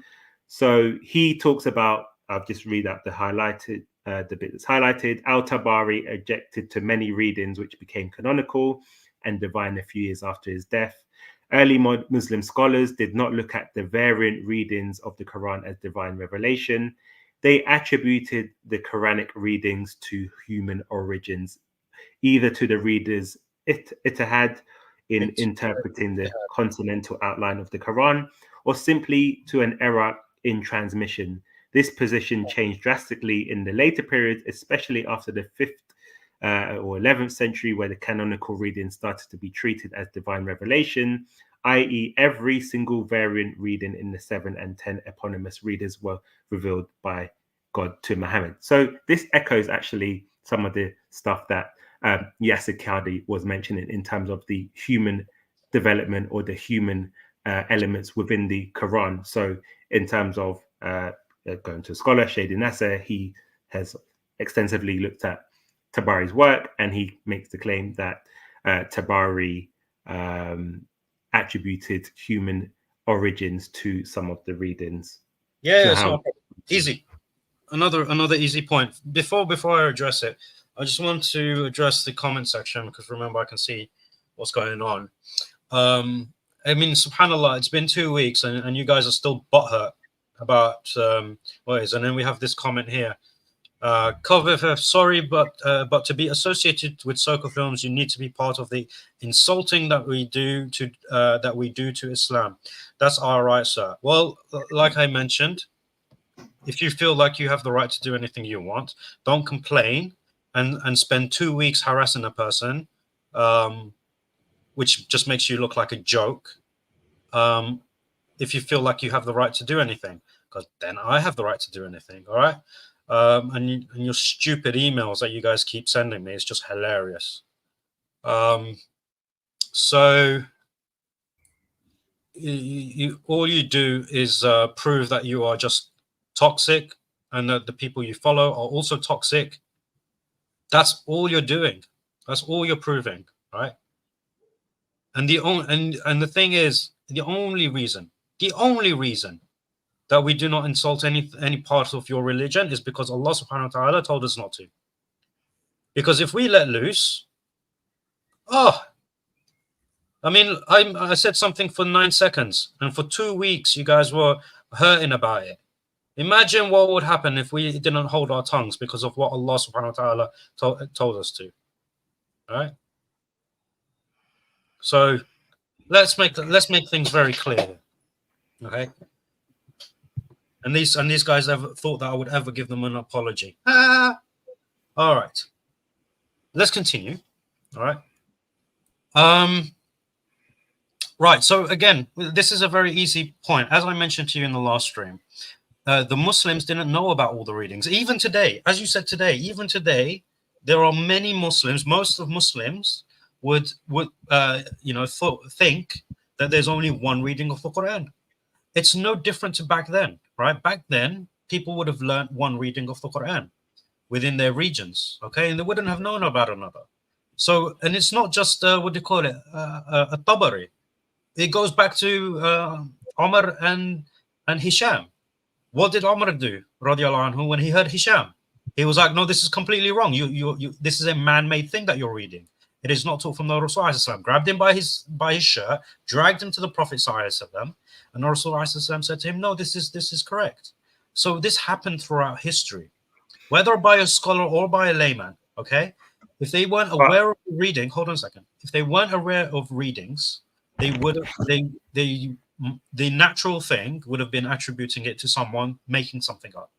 The reason why it became accepted as divine in the later periods is because it became more widely known. The Qira'at became more widely known, and the scholars were able to prove that they could trace it back to Rasulullah. That's all it is. So this is all that's being documented, is the history. But that doesn't make sense, because Tabari was aware of many different... was he aware of all of them? No. He was aware. So if he rejected the canonical ones, it would have meant he was aware of the canonical ones. You couldn't reject something you weren't aware of. You would just be unaware of it. So, for example, when he talks about the difference between Maliki... No. He said which became canonical, right? So yeah, exactly. So you can't. It says he rejected Tabari. Okay, sorry, he objected. So he objected to many readings, which means to object to something, you have to be aware of that thing. Right, aware of its existence, not necessarily aware of its transmission back to the Rasul Sallallahu Alaihi Wasallam. So if some just to clarify, so when he talks about Malik, the example of Maliki and Maliki, he's aware of it, but he says one reading is preferred over the other because he is not. That's a difference. No. There's a difference between preference. There's a difference between preference, right? There are scholars that preferred one reading over another, right? And that's their own personal. Well, he said you would, if I can't remember which one, but he basically said if you choose one, and his exact words, you're majnun, which means, that's just more than a preference. So yeah, look, that's fine. These are the opinions of the scholars, right? This is their own personal opinions, right? When they exaggerate like this, all right, if you just pick one, you're crazy. It's to highlight. Hold on, let me explain to you the intentions of these scholars, because at the end of the day, it's all Quran. All of it is Quran. So for you to say I prefer this over this, some of the, like for he would be like, are you crazy to prefer one variant of the speech of Allah to another variant of the speech of Allah? Are you crazy? Like, they should both be equal in your eyes. So these are the sort of statements that they would make, right? You need to understand the mentality and the style of these scholars when they are. So why would he attribute the variants to human origins? If he's okay, so if he's made aware of a variant that he has not heard before, then he might attribute it to a human being, because he's like, okay, I'm not aware of this being transmitted back to Rasul, right? This is an explanation, and this is what I explained to you in the previous stream, that some of the scholars or laymen alike, they would not be aware of certain variants and their transmission back to the Prophet ﷺ. So they could attribute it as inauthentic, for example, or man-made. So if you had chains of narration, just to interject, how would he not know? Because Tabari would you say he was a scholar of the Qira'at? Tabari, he was not a scholar of the Qur'an, no, but he was aware of them. But that wasn't his field. Tabari is not known for his specialty in ulum al-Quran. He's known for his tafsir and his tarikh. Right. So you're saying a scholar who lived within a certain time frame, quite close to the time of the Prophet. Yeah. Wasn't aware of the sort of widely transmitted. Dude, you're talking about someone that was born. I can't remember how many. I think 100 or so years after the death of Rasulullah. But we talk, like I said to you, Umar radiallahu anhu, who lived at the time of the Prophet ﷺ, was not aware of another reading, which was not aware of the reading of another companion, which is why he grabbed him by the neck and thought he was reciting something man-made and dragged him to the Prophet, peace be upon him. And only then he got clarification that it was correct, that it was divinely revealed. So if we're talking about people at the time of the Prophet, peace be upon him, while he was still alive, being unaware of different readings, then imagine people who came hundreds of years after. They would also, it's even more likely. It would be the opposite, because you'd be more aware. So when something, just to humor your point, when something is first revealed, you can argue, well, they may not have been aware. But then by the time when you have the canonization, and then you have sort of this Islam is before. No, here is commenting before Ibn Mujahid. At-Tabari came before Ibn Mujahid, right? Yeah, I'm saying, but in terms of, you said 100 years after Muhammad, so there would have been an awareness in terms of, there's a difference. The chains of narrations of where it came from and so forth. No, the chains of narration. The example you gave about the chains of narration is not the problem, right? It's simply hearing a variant that you are not familiar with. If you hear a variant that you are not familiar with, you're gonna ask questions about it. You're gonna have doubts about it, right? This is simply natural, right? But like I said, as the science, as the years went by, as the centuries went by, right, it became more widely known, right, about the qira'at and the different variants and everything. All of this stuff was getting documented more and more and more. So but that doesn't seem to add up, because if it was only several years after he died, where you get the canonization by Ibn Mujahid, then people. It seems. Wait. Who says 7 years? What it says, I think. What does it say? It says about 15 years.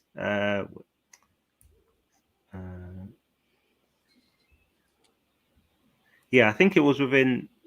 It wasn't too long that they lived apart. At-Tabari and Ibn Mujahid. Yeah, it wasn't long. It wasn't long, but I don't think as close as 15 years. I'm not sure. Don't quote me on that, but I'm not sure. They were close, but I don't think as close as 15 years. Okay, so let's say 20, 30 years. Whatever the time period, yeah.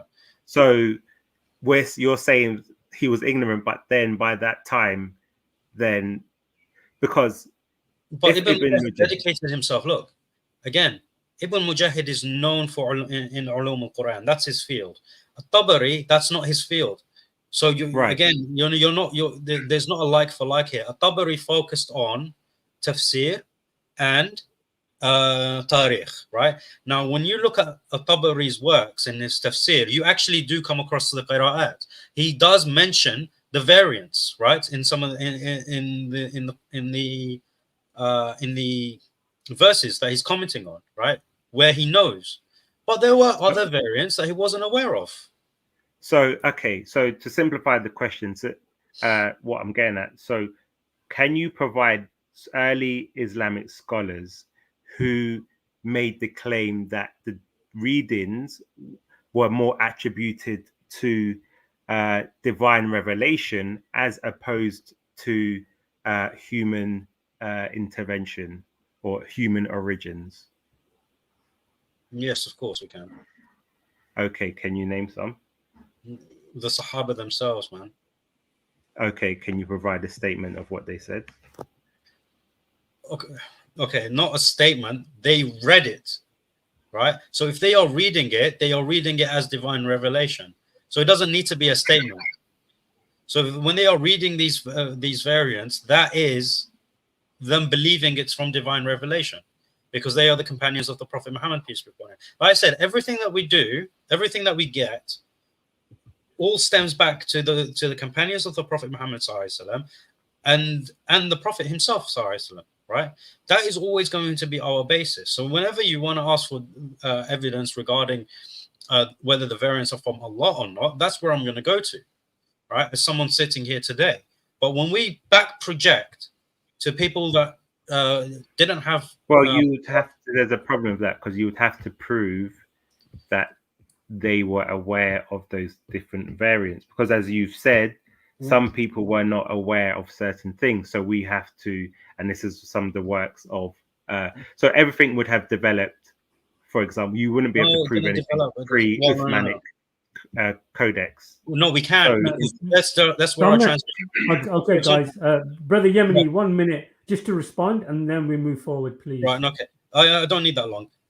I kept like the example I always give you, right, in this session.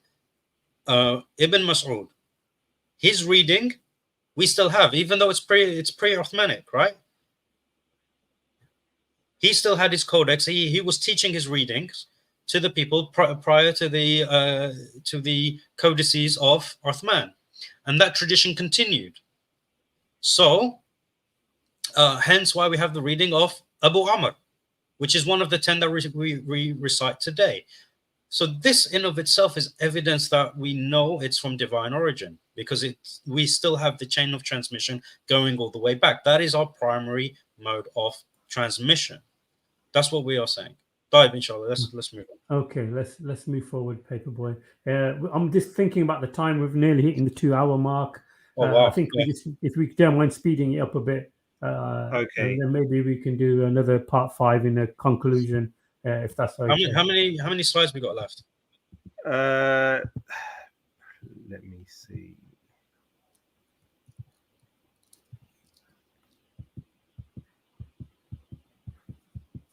He's tapping quite a lot. I'm assuming there's quite a few left.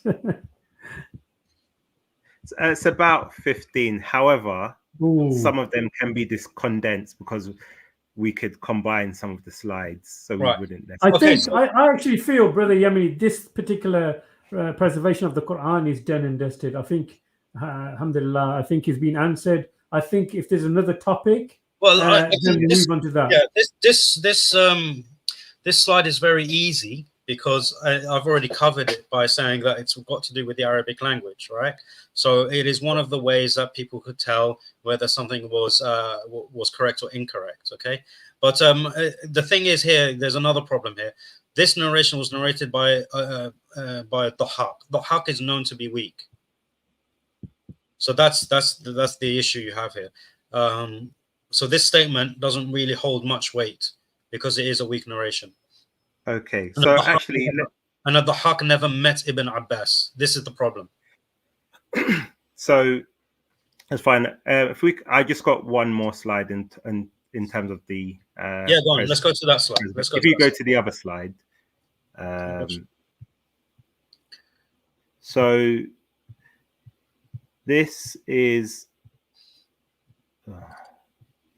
okay. So in terms of the, and we spoke about the variance within even the tradition. So if we go to Dahabi, there's a quote, and it says, Hafs was reliable in his reading, consistent and accurate, but not so in the transmission of the tradition.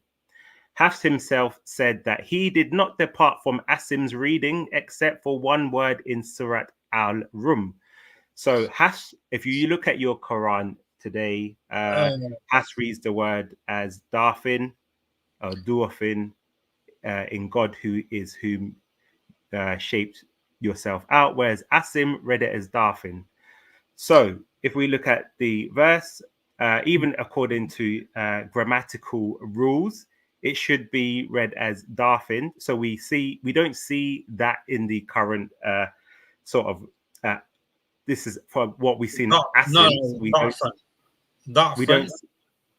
Let him finish, Brother Yemeni. Let him finish, and then. Obviously, I'm not a master in Arabic, so forgive me if I'm butchering things. So they disagree. So he said his recitation or his Quran, whatever you want to call it, differed from Asim's, his teachers, by one word. So Duafin and Darfin. So we see in the Hafs tradition that it has the Duafin. You can correct me if I'm saying it wrong.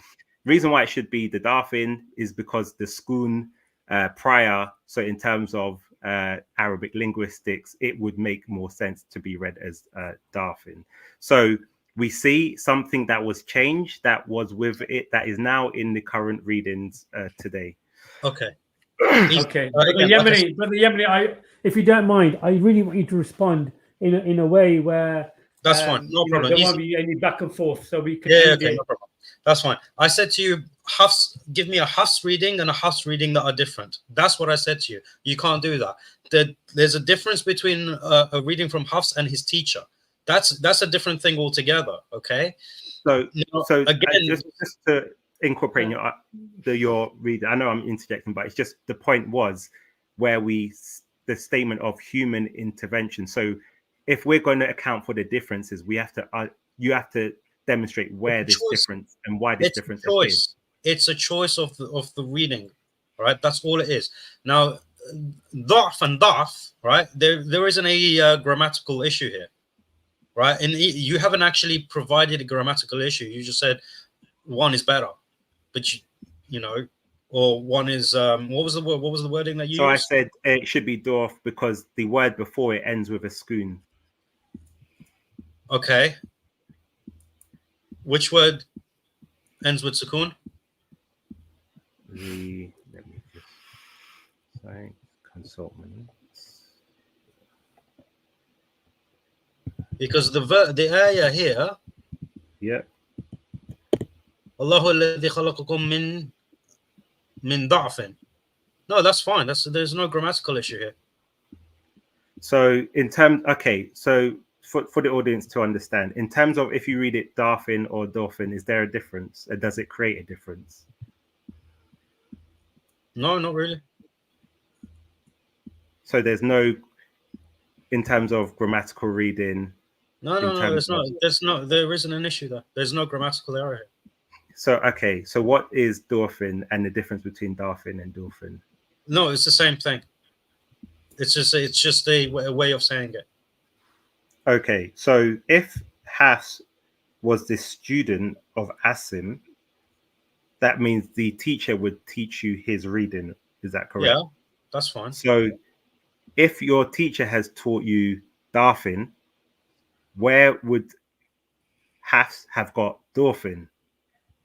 Because he would have known it from. It wasn't just the readings were. They didn't just understand the readings from their own teachers. They did hear the readings from others. Because here's the issue: if you say they're the chains of narration, so this is the person this was the chain. So Hafs goes to Asim, goes to whoever, goes back. If you're saying he's taken even one letter or one word from somewhere else, it's then not a word. chain. It's the same word. There's a haraka it's a haraka. Right. So why is there different? And that's what I'm saying. So where if your teacher teaches you Darfin, and in yours you read Dolphin, where is that difference coming from? This is taught by Rasul. These are all of this is taught by. But then wouldn't have Asim taught that to Hafs? He would have been aware of it, right? Asim would have been aware of it, but because of Asim's personal preference of his of reading, because you can't read them all at the same time, but you can teach them. That would make the chain. No, okay. So let me give you an example. Okay. Let me give you an example. In Somalia, the Somalians are known for producing hafad that memorize all 10 qira'at. Okay, but none of these qurra, right, would ever recite all of them, right? All 10. They would pick one and run with it, but they would still know the other qira'at. Right. In the same way, it would have been awesome. But it doesn't say that. He says he did not depart from Asim's reading except in one word. Okay, but it doesn't say that Asim didn't know the other reading, right? Like you said, again, you're speculating. We're looking for evidence. Who else are you going to learn it from? This is not speculation. Well, this is why people make the claim of when you look at within the traditions, there seems to be human intervention, preferences and intervention in some of the readings. Human intervention, right? Mm-hmm. In terms of preservation or a lack of preservation, is if you start changing what was originally revealed, inserting what was not originally revealed. This is not what happened. Having a preference is not changing the original. So can you show me where an original reading read as Darfin? Hold on a second. So for example, right, you can actually find it in that catalog that you showed, right? You'll find it there. This would be a shared reading, something that's no longer read, but it's documented because we know where it came from. Now the thing is like, for example, I was raised reading Hafs, like the majority of the world, right? But I still know about the other qira'at. I still know about the other variants. So if I became a hafid and I had a student, I could teach him both, right? And then he can go off and teach someone else. And the reading can change between me and my student. So I could be teaching my student Hafs because that's my preferred reading. But because I teach him the other readings, he could go off and teach someone else a Duri, for example, or the riwayah of Ibn Kathir. But the problem is you haven't shown where he got that reading from. You're speculating on, okay, we have different qira'at, it must be shad. This is not. If the tradition is that your teacher is teaching you one of the readings in a particular way, you're then carrying that reading forward. No, this is even if a teacher taught a different multiple recitation, you wouldn't say your reading differed from your teacher's, because you would say he taught me this reading and there was a difference in one word. I just gave you the example of how it could differ, right? But you've not given me evidence of how it did differ. It's a living tradition. I have, because it's a living tradition. You can demonstrate that today with the kids in Somalia. That again, you're jumping forward, looking at that specific time, because now, yes, it's not changed. The tradition has people memorize it, but the tradition has not changed. The tradition has not changed. Because you've not provided sufficient. If you just said, well, people today have different readings, but it seems odd that his reading differed by one word, and we should then be able to find that one word in evidence previously. I know you're not privy to this information, but the problem is, if we look, we won't, and I'm happy for you to challenge me at a later date. Okay, Brother Yemeni, please anyway, respond, and then we'll move on. Okay. Yeah. What do you call it? Look at this. Let me just quickly do this. Yemeni, you're making assumptions. What Paperboy has brought up is a big problem for you. If it was a big problem for me, I wouldn't have the answers on hand. What do you call it?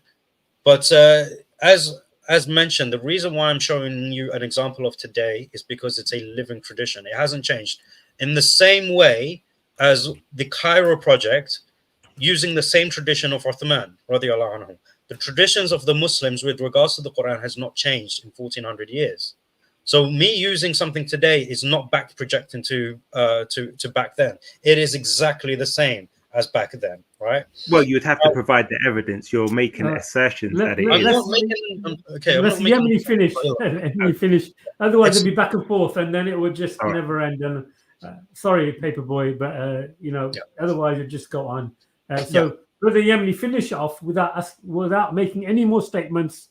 So Paperboy can respond. Just respond to what Paperboy has brought up, if you don't. Well, mind. I feel like I'm just going in circles because I've explained it, and he's trying to make it seem like I have, I'm making assumptions, but nothing that I've said is actually an assumption. Asim would have been aware of different readings. If you go back in the chain, he would have learned from teachers who also knew different readings. Okay, so he would have been aware of different readings. Going back to the Prophet ﷺ, in terms of the ahruf. Now we are looking at a time, okay, where we have the shift from ahruf to qira'at, okay, and this is the period which Paperboy does not understand and isn't accounting for. I'm speaking from a position of background knowledge on ulum al-Quran, whereas you are not. So you are only presenting things that you have found without actually understanding the underlying context, which is why you've had to ask me several questions about what does this mean, what does that mean, because you yourself don't actually have the background knowledge on it. So for you to come to me and say that I'm the one speculating, actually you're the one that's speculating because you don't have the background knowledge to understand where I'm coming from. Okay, brother Yemeni, that's fine. I'll tell you what we're going to do now, because we've gone over the 2 hour Do mark. I get a response to that? A 1 minute. I want to give you the thing is it was your claim, and I want Brother Yemeni to finish off with a rebuttal. Otherwise, you'll make a claim, and then I know Yemeni will be biting his fingernails, waiting to respond. So I don't want to just go back and forth. You could say it towards the end when we have if you want to write it down, note it down, and towards the end you can recap on this particular topic, if that's okay, Paperboy. And of course, I'm sure we're going to have a part 5 to this, and possibly 6 and 7. So, looking forward to that. So if you want to remove this slide, and Brother Yemeni, I don't know if you want to put the link in the chat and start getting some guests on. Well, Paperboy, do you want to go for Q&A now, or do you want to? Yeah, because this one, after this, it goes to another topic, so we can do the next topic next What's the next slide? Just quickly, I just want to have a quick look at it. Oh, where is it? You need to go back to the other one. So the next slide is. The next one is. This one. Okay, yeah. We can leave that for the next one, if that's okay. Just claim 11. Okay, no problem. Let me put this in the chat.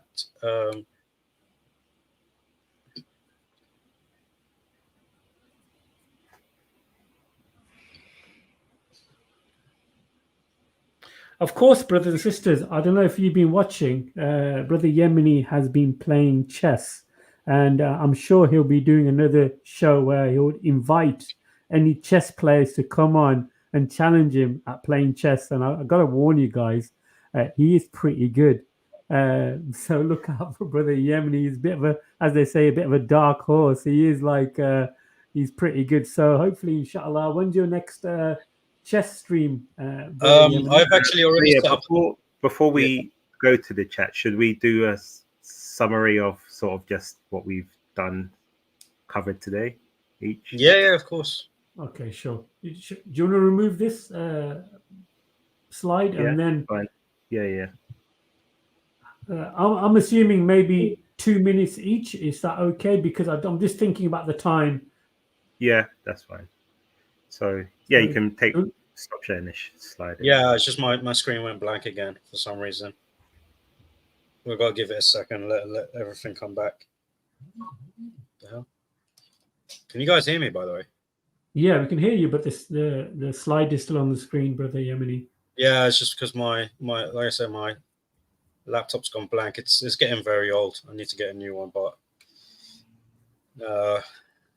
yeah. Shall we begin? And we'll let Brother Paperboy, why his memory's still fresh from the last slide, to maybe let start. him crack on, Yeah. and then. Okay, Brother Paperboy, as soon as you start speaking, your timer will start. Okay, so actually, to be honest, I forgot what I was going to respond to in the last one. But in terms of what we've discussed today, we looked at the preservation of the Quran. So we clearly see Al-Yemeni's definition of perfect preservation clearly differing from what most people would consider as perfect preservation. So I highlighted where there were deletions in terms of verses that we have no more in the Quran, such as the verse of 5 sucklings that was in the original. We found a haphazardous explanation of how we got to the Uthmanic recension of the Quran. When we look at scholarly level opinions, people who have studied this, Al-Yemeni's response is, well, they don't know what they're talking about. This is not their field of expertise. So, but these are people who do spend time researching, and I've just provided a summary of what they've said. So clearly their conclusions, as highlighted by Yasir Qadhi, is there are human or artificial elements to the compilation and the variants within the Quranic tradition. So in terms of Al-Yemeni's questions that he had to me, I tried to provide evidence to rebut his claim. So he asked for a verse that was being read before Muhammad that had been deleted. So I gave one. Also in terms of, he asked within the Hafs, I didn't have an example, but I showed you where Hafs differed from Asim. And I asked, well, if you have chains of narration, that means the teacher is teaching the student his recitation. So if there are differences, where is that difference come from? And where is the chain for that variant within your reading? It must 10 seconds. So we see a very haphazardous approach. We saw little evidence, and we clearly see that the Quran was not perfectly preserved, as stated by the Quran as an evidence that it was from God. Perfect timing. Spot on. Yemeni, 2 minutes to you. As soon as you start talking, I'll start the clock. I'm not going to say anything now, so you don't start the time. Okay, so let's just not forget the point of the whole preservation thing. It is because the claim that I made is that Allah subhanahu wa ta'ala promised that he will preserve the Quran, hence this topic. So it's not a side topic. The evidence that Paperboy was asking for was the evidence that he provided for us that the Quran was preserved. He says that things were missing. I asked him to provide something that was deleted from the Quran after the death of Rasul Sallallahu Alaihi Wasallam. He was unable to do that. In fact, he provided 5 ahadith, which all displayed abrogation happening within the lifetime of the Rasul Sallallahu Alaihi Wasallam. With regards to the readings, with regards to the topic of the Qira'at, unfortunately, Paperboy doesn't have a grasp of the topic in of itself.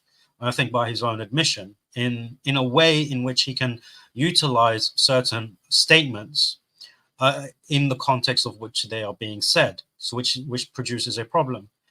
Now, the aspect of perfect preservation, as I mentioned, we're not changing the definition. We're talking about what we had originally, and what we had originally still remains with us today. The aspect of human intervention, there's a difference between choice and corruption. Choosing a reading of a inherently multiform text and inherently multiform recital is different to corrupting the text. Now, there was no evidence of corruption of the text presented by Paperboy, none whatsoever.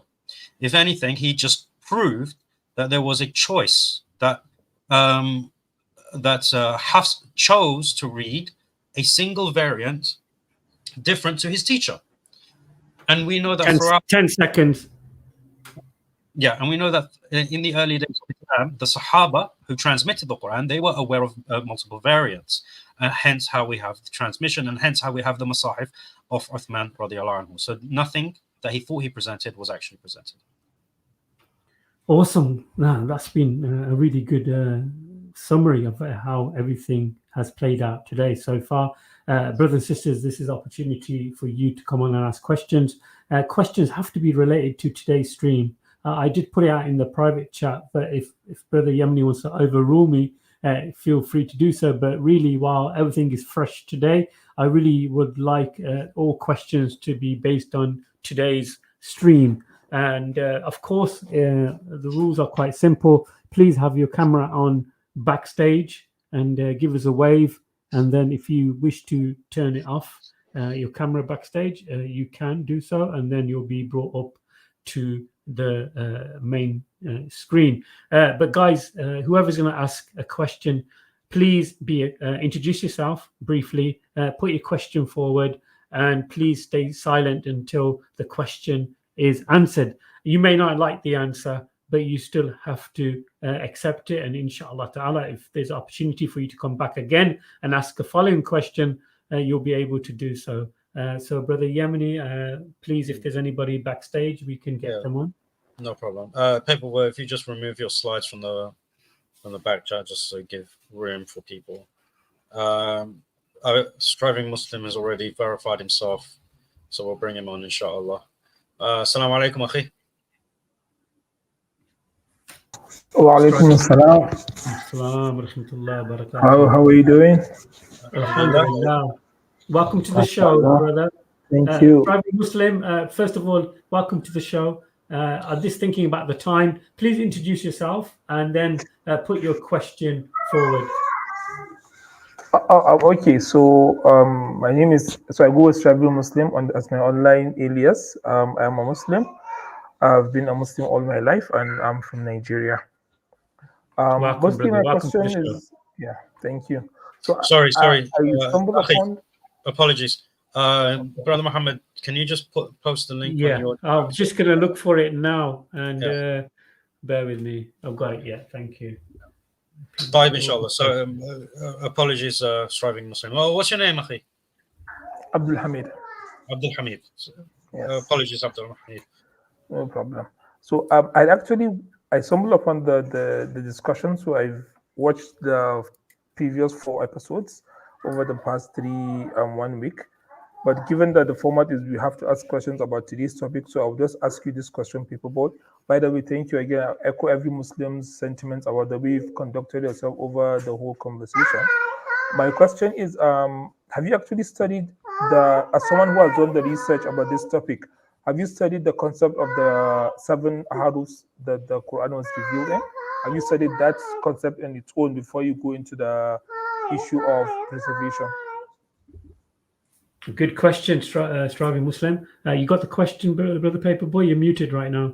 Oh, okay. Yeah, so in terms of the length of my study, it will just be looking around the Western scholarship on it. So people like Shady Nasser reading their books about the canonization, and also people like Margin Van Puyen and Haytham Sidki. So as there are, a lot of Arabic texts I wouldn't be privy to, but for me, the highest standard of academics is Western scholarship because they're very objective in their assessment.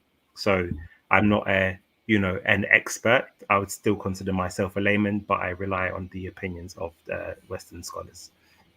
Just have a look at this. Brother Yemeni, do you want to respond to that?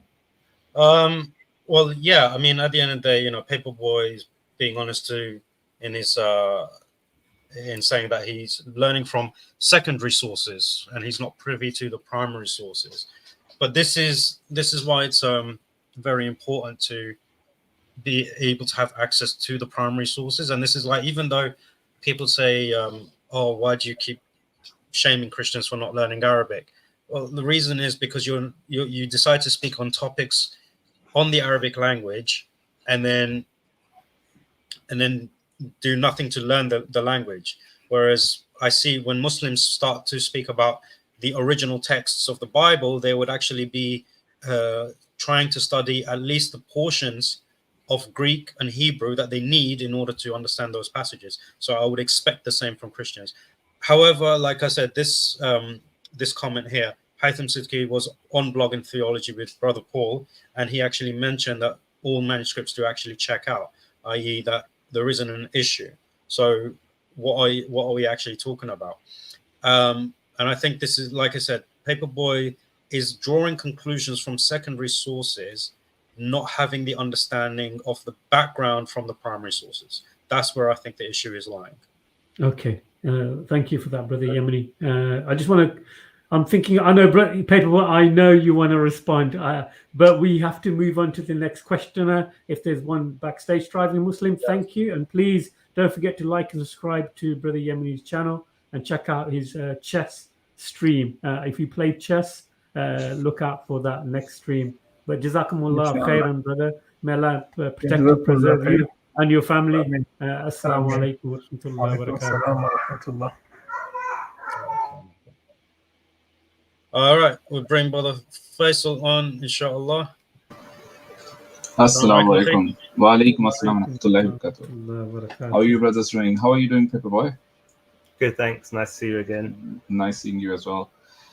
Yes, so I just want to bring up something because I know this is sort of when Christians and Muslims are discussing this, a number of times this is brought up that the Western academics are neutral. They don't have a bone to pick with either side, and that this is all, they're being very objective. I don't agree with that presupposition. Firstly, because all of them are presupposing naturalism. They're not looking for all of the information that is available and making a judgment using all of the evidence that is there. So would you ever consider someone who denies the existence of God and comes to you and says, this Bible is just some stardust and it has no meaning, or you are stardust, you don't have any meaning, and basically they're making a conclusion based on half the knowledge that is out there, only the knowledge that you can actually get from the world around you, and ignore the existence of God.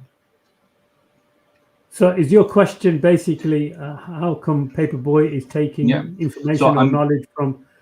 I'm basically questioning, why do you take them as objective when they clearly deny the existence of God, and they basically disregard a whole lot of other metaphysical evidence that could be put forth for either the Bible or the Quran? Okay. Yeah, it's a good question. And I think there's two aspects. So you do, in Western scholarship, what is good about West? So actually, let me just start with in terms of scholars, for example, people appeal to Bar Ehrman. He's not a Christian, but he is seen as one of the leading textual critics of Christianity. So people can rely on his opinion. There's things I disagree with on a theological level. However, with Western scholarship, it's supposed to be based on factual evidence, what we can prove. So for me, I accept that as a minimum requirement. Are there evidences that are outside which I would feel go against what they say? Yes, I'll give you an example. In terms of the dating of the Gospels, they date them to post 70 AD. The reason why they do that is because they say Jesus couldn't have predicted the destruction of the temple before it happened. So this is a metaphysical claim.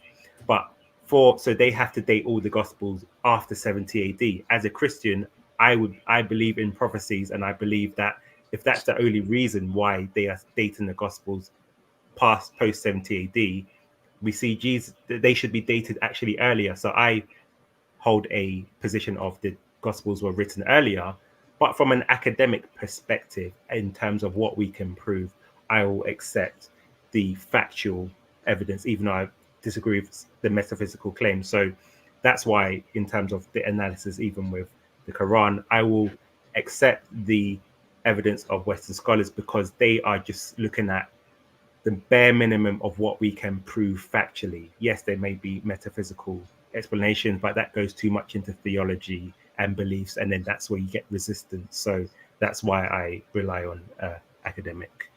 Western academic. One second, Brother Faisal, I would really want Brother Yemeni to maybe add something, or if he wants to respond to that question also. Well, I've already touched on this, which is why I mentioned, even when he was talking about Marine van Putten and his comments on the selection of the variants and how they seem to be artificially jumbled up. I was saying he's speaking from the perspective of a linguist, not speaking from a historical perspective. At the end of the day, he is a professor of linguistics. He is not a scholar in the realm of Quran. So we have to understand under which paradigm and which field, which perspective these people are making their comments on. So we can't say that because you're making a comment on the Qur'an, that means you are in a position of authority, or that you are speaking from the perspective of the science of the Quran and of itself. And like you said, there are biases. Like you said, Faisal, there are biases. Whereas the Muslims, when we document our history, you see that there isn't actually a bias. We document where there are disagreements, where there are fabrications. We document all of this, which is why the preservation of the Quran is so certain for us.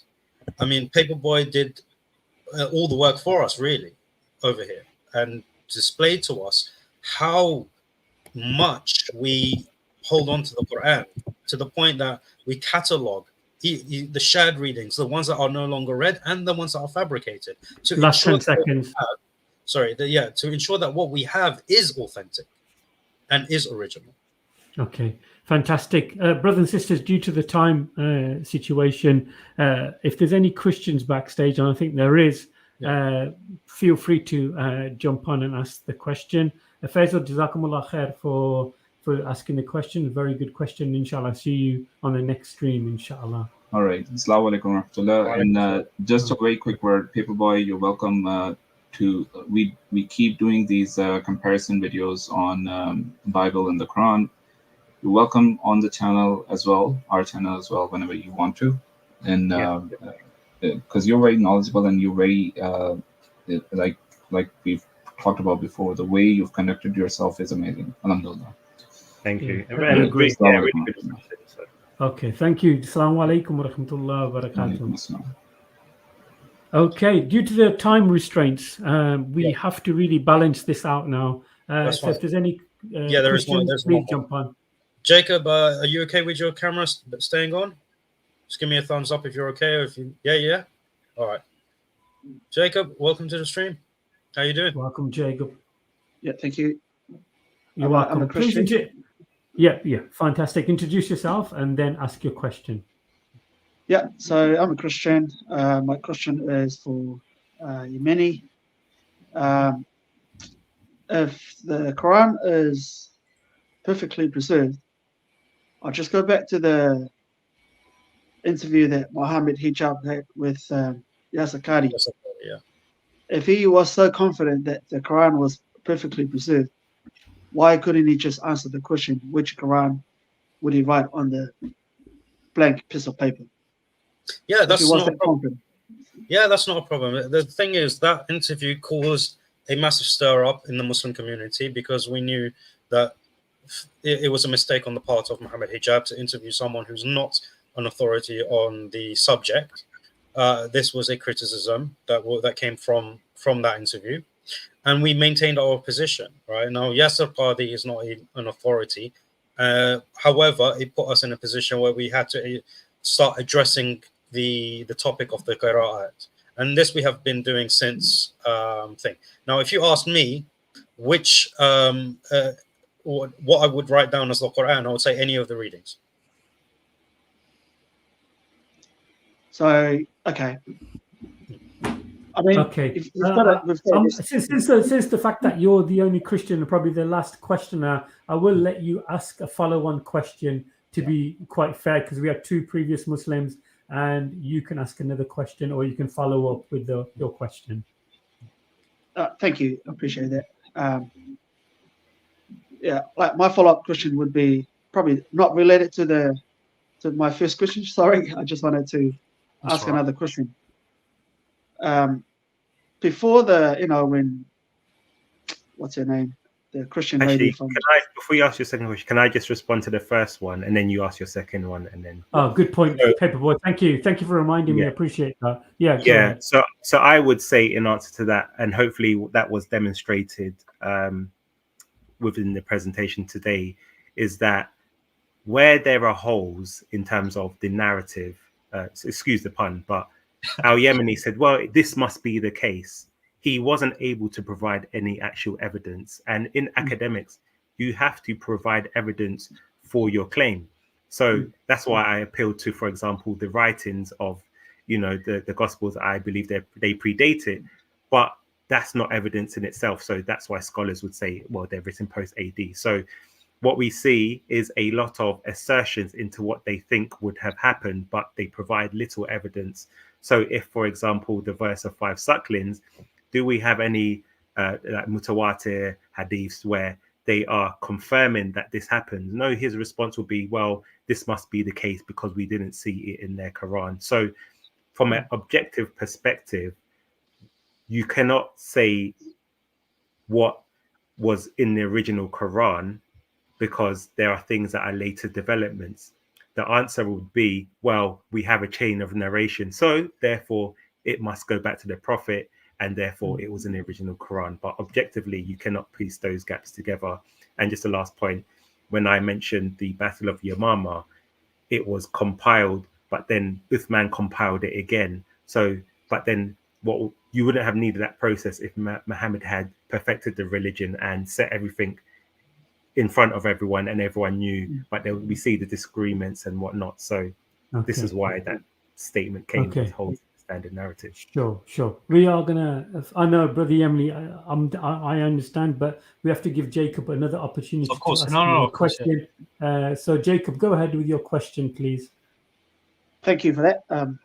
My next question is, why did Uthman burn the other Quran if there's only one Quran? Why did he burn the other, what do you call it, manuscripts or other readings of the Quran if it's just the one Quran? Yeah, sure. So the one Quran, it's not about because it's just one Quran. That's not the reason, right? The reason is because the people who had their personal copies, they would scribe other things into them. So you had some of the Sahaba that would scribe a hadith, right? Hadith into their margins. Or, for example, in the case of Ibn Mas'ud, we hear this thing that has been popularized by Christian apologists, that he had 116 chapters in his Quran, when it's actually not. It's actually 114 chapters, right? And 2 qunut, which are 2 prayers which we recite during prayer. But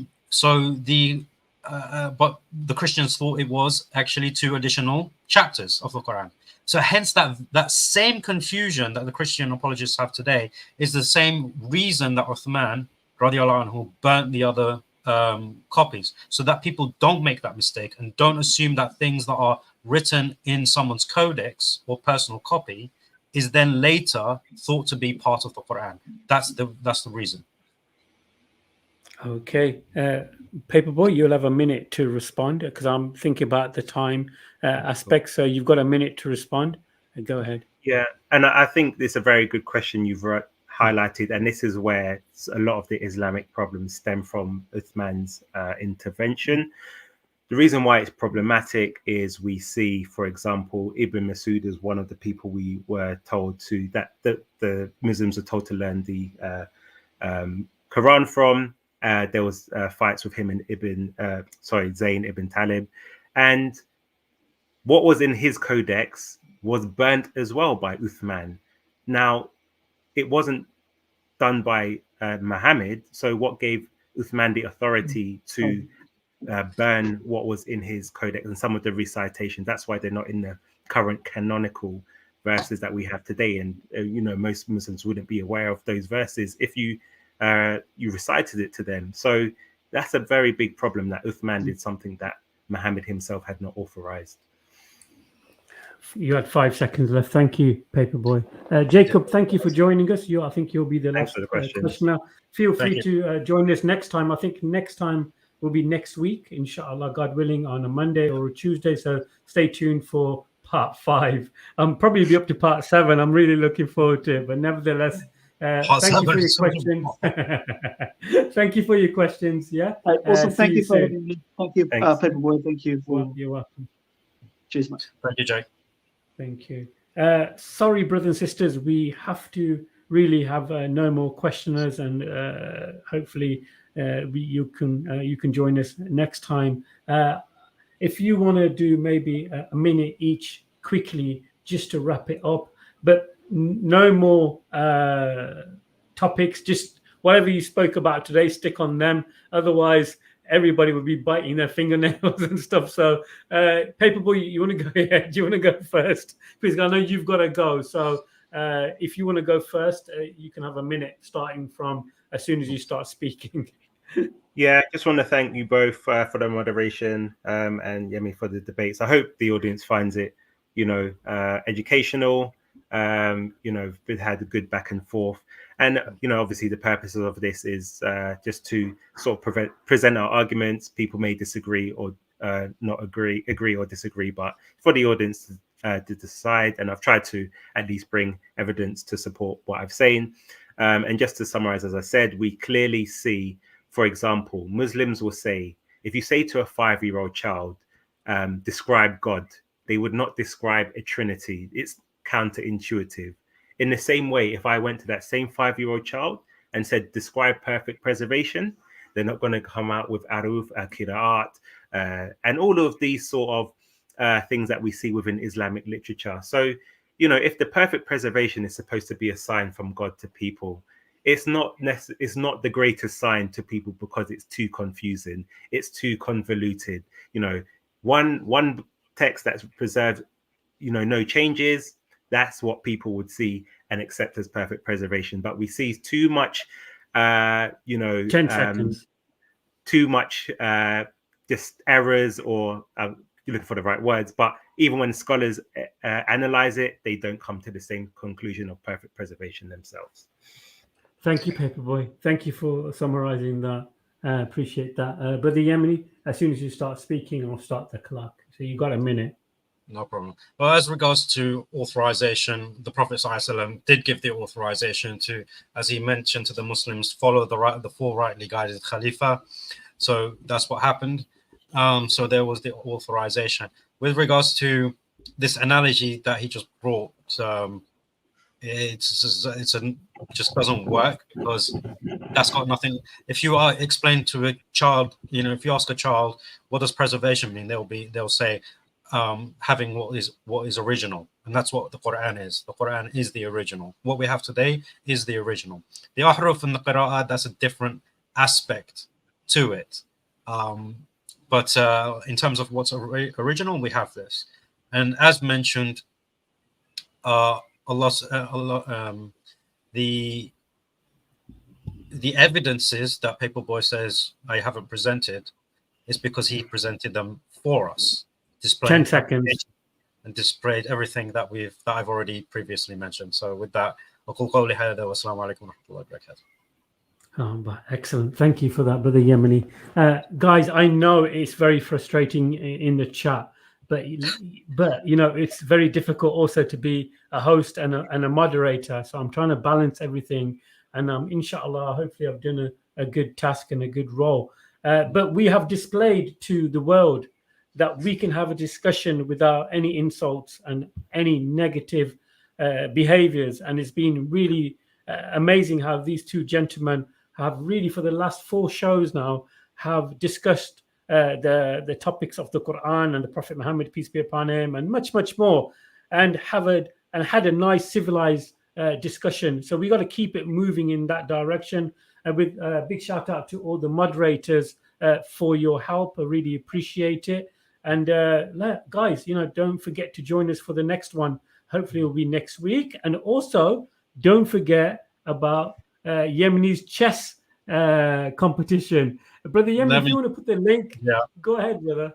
So let me just. I did say I was going to put this on the channel, but inshallah I will. Just before I do this, I think Paperboy is a good example of how guilt by association doesn't always work. It's not always the rule. No, you know? Brother Yemi, I know it's your show, but I really do want to go there. Okay, because Paperboy might want to reply, and then it'd be a back and forth, and it'd definitely be a part five. No. I'm just making it clear that despite his association with Soko in the park and online, I just want people to be I want to be very clear with the people that he is an exception to the rule, and he's displayed that. It's proven in his own character and his own intellect and academic ability. So that's all I want to say. But moving on to the chess. Let's share my screen quickly.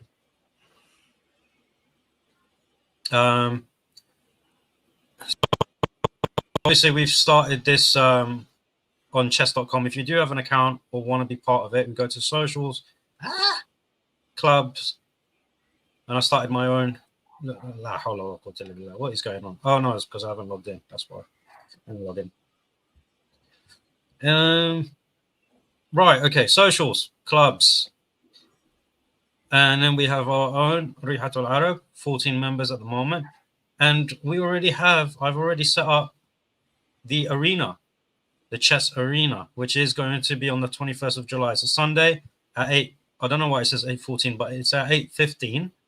So, but we stream at 8 o'clock, and then anyone can join in at any time. We will run for 2 hours, 10-minute games, and we will have, and we'll see who wins the most games at the end of the 2 hours. And you get paired up based on your rating. So if you do want to play chess and you have a chess.com account, then find Rihatul Arab. I'll put this in the chat now. Check this out: Paperboy versus Yemeni on chess.com. Do you play? Unfortunately, I don't. I used to when I was younger, but you would probably beat me comprehensively. Well, I started picking it up again during COVID, so that's the only reason I got back into it. But like you, I used to play it when I was a kid, then I stopped. But yeah, so that's join that, and then on Sunday the 21st we'll do this, and I have a special announcement to make at the end of that tournament. So if you do participate, then you will be privy to that, and if you're not, you're going to regret it. So, but it's going to be good fun. Inshallah, it will be an improvement of what we had in our first chess session. So yeah, just join up and let's have a good time playing chess and being, battling each other on the board. Alhamdulillah, fantastic. There's so many people in the chat responding to that. So guys, like you said, hit the link. You'll get onto the club, the chess club. The link is there. Brother Yemeni has posted it, so please check it out. And I'm looking forward to watching it from afar. I find chess quite interesting. I'm a bit of a checkers player myself, and I would say I'm pretty good at checkers. But yeah, thank you once again, brothers and sisters, for joining us. Been a fantastic show. This is Brother Muhammad from Cover Fef, and Brother Yemeni and Brother Paperboy have been having a nice discussion, and inshallah ta'ala looking forward to part 5. So final words from me is the greetings of peace. Assalamu alaikum wa rahmatullah wa barakatuh. Wa alaikum assalam.